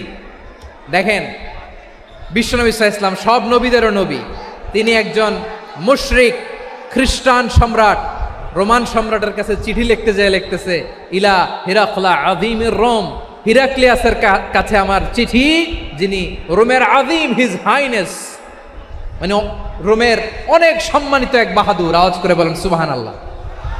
তার মানে যাকে যে সম্মান দেয়ার এটা বিশ্বনবী দিতেন। এমনকি যেই ইহুদিরা ভালো ছিল, এই ইহুদিদেরও প্রশংসা করেছেন বিশ্বনবী মুহাম্মদুর রাসূলুল্লাহ সাল্লাল্লাহু আলাইহি ওয়াসাল্লাম। এক ইহুদির প্রশংসা করেছেন বিশ্বনবী। ইহুদির কার? আমি তো আমার ভাইয়ের প্রশংসা করি না, আমি তো এক আলেম আরেক আলেমরে স্পেস দেই না, আমি তো এক দায়ী আরেক দায়ীর সাথে বসতে চাই না। আমার নবী ইহুদির প্রশংসা করে। কার প্রশংসা? ওই ইহুদির নাম ছিল মুখাইরিক। সিরাত গ্রন্থ ঘাটলে পাবেন। তিনি বলেছেন, মুখাইরিক খাইরু ইয়াহুদ, Mukhayriq is the best of the Jews. জুইশদের মধ্যে সে সবচেয়ে ভালো। কেন প্রশংসা করলেন তার? এর কারণ মদিনা চার্টারে কথা ছিল সব ধর্মের মুসলিম, মুশরিক, ইহুদিরা মিলে মদিনাকে রক্ষা করবে। কিন্তু তৃতীয় হিজরিতে যখন উহুদের যুদ্ধ শুরু হলো, সবার কথা ছিল যেই আক্রমণ করে আমরা মদিনাকে বাঁচাবো। কোন শহরকে বাঁচাবো? মদিনাকে। কিন্তু কুরাইশরা যখন অ্যাটাক করলো, ইহুদিরা আর আসে না, ইহুদিরা আর বেরোয় না। বিষ্ণু বললেন, ওহে ইহুদিরা, তোমরা না চুক্তি করলে আমার সাথে যে মদিনা বাঁচাতে সবাই ঝাঁপিয়ে পড়বো, আসো। একটা ইহুদিও বেরোয় না, কেউ আসে নাই সেদিন, একজন ছাড়া। তার নাম মুখাইরেক। তার নাম কি? মুখাইরেক বাহাদুরের মতো ঘোড়সাওয়ার হয়ে বেরিয়ে গেলেন এবং বললেন, গোটা ইহুদি সাম্রাজ্যের একজনও যদি না আসে, আমি মুখাইরেককে কেউ ঘরে আটকে রাখতে পারবে না। বেরিয়ে আসলেন, এসে বললেন, আমি মুহাম্মদের পক্ষে যুদ্ধ করব। আমি মারা গেলে আমার সম্পদ আমার উত্তরাধিকারীরা পাবে না, আমার সম্পদ তোমরা মুহাম্মদকে দিয়ে দিবা। সুবহানাল্লাহ বলেন। উহুদের ময়দানে 70 জন মুসলমান শহীদ হলো। এই ইহুদি, সেও মুসলমানের পক্ষে যুদ্ধ করে নিহত হলো। সুবহানাল্লাহ বলেন। মুসলিমদের লাশ যখন নিয়ে আসা হলো, এই মুখাইরিকের লাশও নিয়ে আসা হলো। মুসলিমদের লাশের পাশে মুখাইরিকের লাশ দেখে বিশ্বনবী মুখাইরিকের প্রতি অনেক খুশি হলেন। আর বিশ্বনবী খুশি হয়ে বললেন, মুখাইরিক খায়রু ইয়াহুদ, মুখাইরিক যদিও তুমি ইহুদি, তারপরেও তুমি সব ইহুদিদের মধ্যে সেরা ইহুদি। পড়েন সুবহানাল্লাহ। আমার নবী ইহুদিকেও সম্মান দিতে কার্পণ্য করে নাই। আওয়াজ করে বলেন আল্লাহু আকবার। প্রিয় ভাইরা, এবার সর্বশেষ আওয়াজ করে বলেন, ইসলাম কি ন্যারো মাইন্ডেড নাকি ব্রড মাইন্ডেড? সবাই বলেন, ন্যারো মাইন্ডেড না ব্রড মাইন্ডেড? এজন্য অমুসলিম হইলেই তারা আমাদের শত্রু নয়। শত্রু কারা? এই লালমনিরহাটের ভাইয়েরা শোনেন, শত্রু কারা? যে সমস্ত অমুসলিম আমাদেরকে নিশ্চিহ্ন করে দিতে চায়, যে সমস্ত অমুসলিম আমাদের ভূখণ্ড থেকে আমাদেরকে তাড়িয়ে দিতে চায়, যে সমস্ত অমুসলিম আমার ধর্ম নিয়ে তুচ্ছতাচ্ছিল্য করে চিল্লায় বলেন ঠিক কিনা,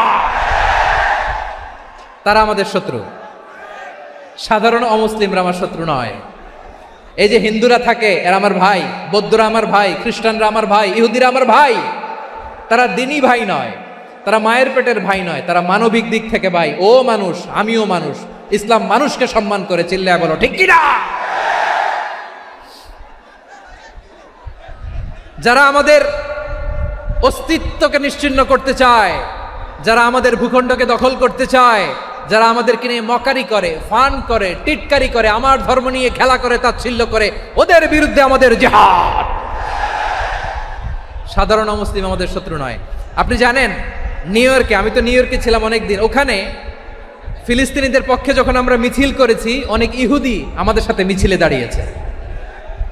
কারণ ওরাও জানে এই ভূখণ্ড ফিলিস্তিনিদের ভূখণ্ড। আওয়াজ করে বলো লালমনিরহাট ঠিক কিনা। ইসরায়েলের রাজধানী খোদ তেল আবিবে অনেক ইহুদিরা বেঞ্জামিন নেতানিয়াহু তার বিরুদ্ধে মিছিল করেছে। তো তারা কি আমাদের শত্রু? না। অনেক খ্রিস্টান আমাদের সাথে আমাদের স্বার্থ রক্ষায় আমাদের পাশে দাঁড়িয়েছে। খেয়াল রাখবেন, হিন্দু আর হিন্দুত্ববাদ এক নয়, ইহুদি ধর্ম আর জায়নিজম এক নয়। জায়নিজমের বিরুদ্ধে আমাদের সংগ্রাম, আমাদের জেহাদ, চিল্লায় বলেন ঠিক কিনা। এই যে ফিলিস্তিনের ভাইয়েরা, তারা তাদের স্বাধীনতা সংগ্রামের জন্য লড়াই করছে, করে যাচ্ছে, আমরা এটাকে সমর্থন জানাই, চিল্লায় বলো ঠিক কিনা। কাশ্মীরের ভাইয়েরা স্বাধীনতার জন্য সংগ্রাম করছে, আমরা সেই সংগ্রামকে সমর্থন জানাই, আওয়াজ করে বলো ঠিক কিনা। যারাই আমাদের ইসলামকে নিশ্চিহ্ন করতে চায় তাদের বিরুদ্ধে আমাদের সংগ্রাম, আওয়াজ করে বলতে হবে ঠিক কিনা। ওই সমস্ত দুর্বৃত্তদের সাথে আমাদের কোনো সম্পর্ক নাই। আমরা যদি ঐক্যবদ্ধ থাকতে পারি, ওই দুর্বৃত্তরা চান্স পাবে না। আমরা ঐক্যবদ্ধ থাকতে রাজি আছি। লালমনিরহাটের ভাইয়েরা, আমরা ঐক্যবদ্ধ থাকলে ওই দুর্বৃত্তদের কালো হাত ভেঙে দিতে আমাদের সময় লাগবে না। তাদের কালো হাত ভেঙে দিতে রাজি আছে মুসলমান? কারা কারা রাজি? দু হাত তুলে দেখাও।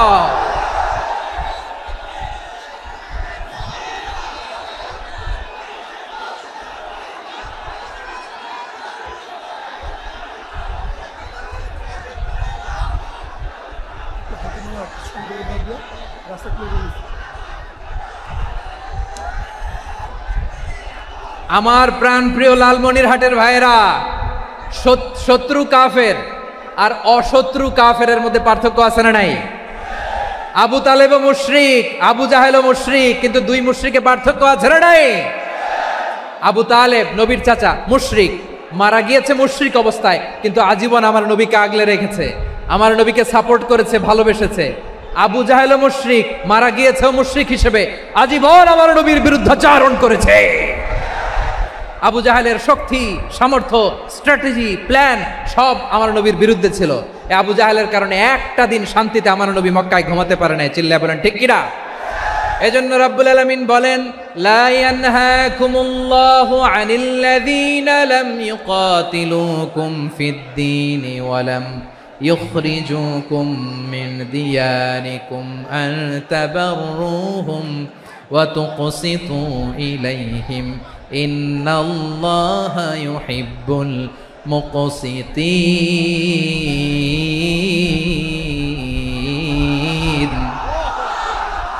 আল্লাহ বলে, গোলামেরা শোনো শোনো, যে সমস্ত অমুসলিম তোমাদের সাথে ধর্মযুদ্ধে লিপ্ত হয় না, তোমাদের বিরুদ্ধে যে সমস্ত অমুসলিম অস্ত্র ধরে না, যে সমস্ত অমুসলিম তোমাদেরকে তোমাদের জন্মস্থান থেকে, ভূখণ্ড থেকে তাড়িয়ে দেয় না, তাদের সাথে ভালো আচরণ করতে আমি আল্লাহ নিষেধ করি নাই। তাদের সাথে সদাচরণে কোনো নিষেধাজ্ঞা নাই, বরং তাদের সাথে সদাচরণ করো, এটাই আমি আল্লাহ চাই। তাহলে আমার যে অমুসলিমরা আমাদের সাথে শত্রুতা করে না, তুচ্ছতাচ্ছিল্য করে না, আমাদের ভূমি থেকে আমাদেরকে উচ্ছেদ করতে চায় না, আমাদের বিরুদ্ধে অস্ত্র ধরে না, ওই অমুসলিম ভাইদের সাথে আমাদের কোনো দ্বন্দ্ব আছে? কোনো বিরোধ আছে? বরং আছে ভালোবাসা। বরং আছে কি? এই ভালোবাসা দিয়ে আমরা বিশ্ব জয় করব। রাজি আছো মুসলমান? আমাদের পুঁজি ভালোবাসা। আমাদের পুঁজি কি? এবার আওয়াজ করে বলেন আমার এই পুরো আলোচনা থেকে, the religious coexistence, peaceful coexistence, শান্তিপূর্ণ সহাবস্থান, কমিউনাল হারমোনি, এই সাম্প্রদায়িক সম্প্রীতি, এই আলোচনা থেকে কি বুঝলেন? ইসলাম কি ন্যারো মাইন্ডেড না ব্রড মাইন্ডেড? এই ব্রড মাইন্ডেড হৃদয় নিয়ে ভালোবাসা দিয়ে আমরা বিশ্ব জয় করতে চাই। রাজি আছেন? আল্লাহ কবুল করুক, আমরা সবাই পড়ি আমিন। লালমনিরহাটের জেলা স্টেডিয়ামে আমার প্রিয় মায়েরা বোনেরা, আপনাদের জন্য একটা হাদিস বলে শেষ করব। বিশ্বনবী বলেন, আমার মায়েরা খেয়াল করে শুনুন, বিশ্বনবী আপনাদের উদ্দেশ্য করে বলেন, আল মারআতু ইযা সাল্লাত খামসাহা ওয়া সামাত শাহরাহা হাফিজাত ফুরুজাহা আতাআত বা'লাহা ফালতাদখুল মিন আইয়ি আবওয়াবিল জান্নাতি শাআত। বিশ্বনবী বলেন, ও রমণীরা, ও নারীরা, যে সমস্ত নারী এই 4টা কাজ করবে, এই 4টা কাজের গ্যারান্টি দিবে, তাদেরকে জান্নাতের 8টা দরজার গ্যারান্টি দেয়া হবে। কি 4টা কাজ? 1 নম্বর, আল মারআতু ইযা সাল্লাত খামসাহা, যে নারী 5 ওয়াক্ত নামাজ পড়ে। কি করে? জেলা স্টেডিয়ামে অবস্থানরত আমার নারীরা বোনেরা, বিশ্বনবী আপনাদেরকে 4টা কাজের কথা বলেছেন, খুব বেশি না। 4টা করলে 8 জান্নাতের দরজা সব খোলা। কোনটা দিয়ে যাবেন? যেটা দিয়ে মনে চায়। 1 নাম্বার 5 ওয়াক্ত নামাজ। আমার বোনেরা জোহরের নামাজ পড়তে পড়তে এটা আসরে নিয়ে যায়, আসর পড়তে পড়তে এটা মাগরিবে নিয়ে যায়। এরকম আসরা নাই? লালমনিরহাটে হয়তো নাই। আমার বোনেরা এটা করবেন না। ইন্নাস সালাতা কানাত আলাল মুমিনিনা কিতাবাম মাওকুতা, সময় মতো পড়বেন। সামাত শাহরা, রমাদানের রোজাগুলো রাখবেন।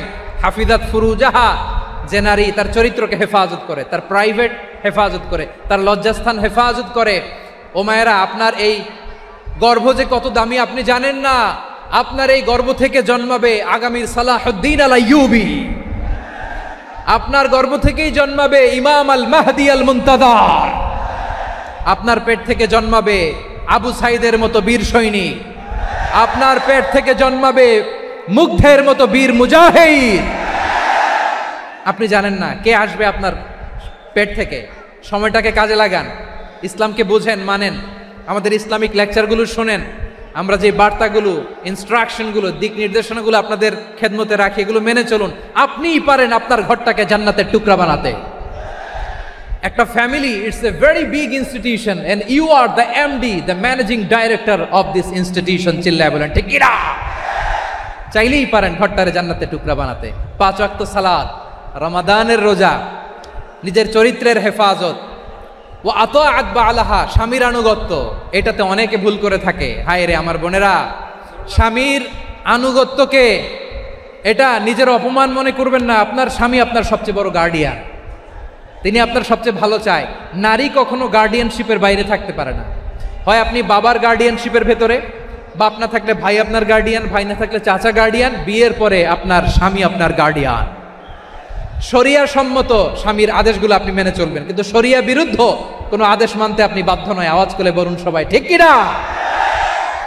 এই 4টা কাজ যদি কোনো নারী করে, বিশ্বনবী বলেন জান্নাতের 8টা দরজা খোলা। তোমার যেটা দিয়ে মনে চায় সেটা দিয়ে জান্নাতে তুমি এন্ট্রি নিতে পারবা।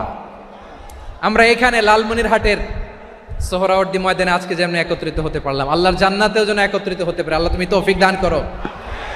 আল্লাহ আমার এই কলিজার টুকরা যুবক ভাইদেরকে তুমি ওমরে ফারুকের মতো কবুল করো।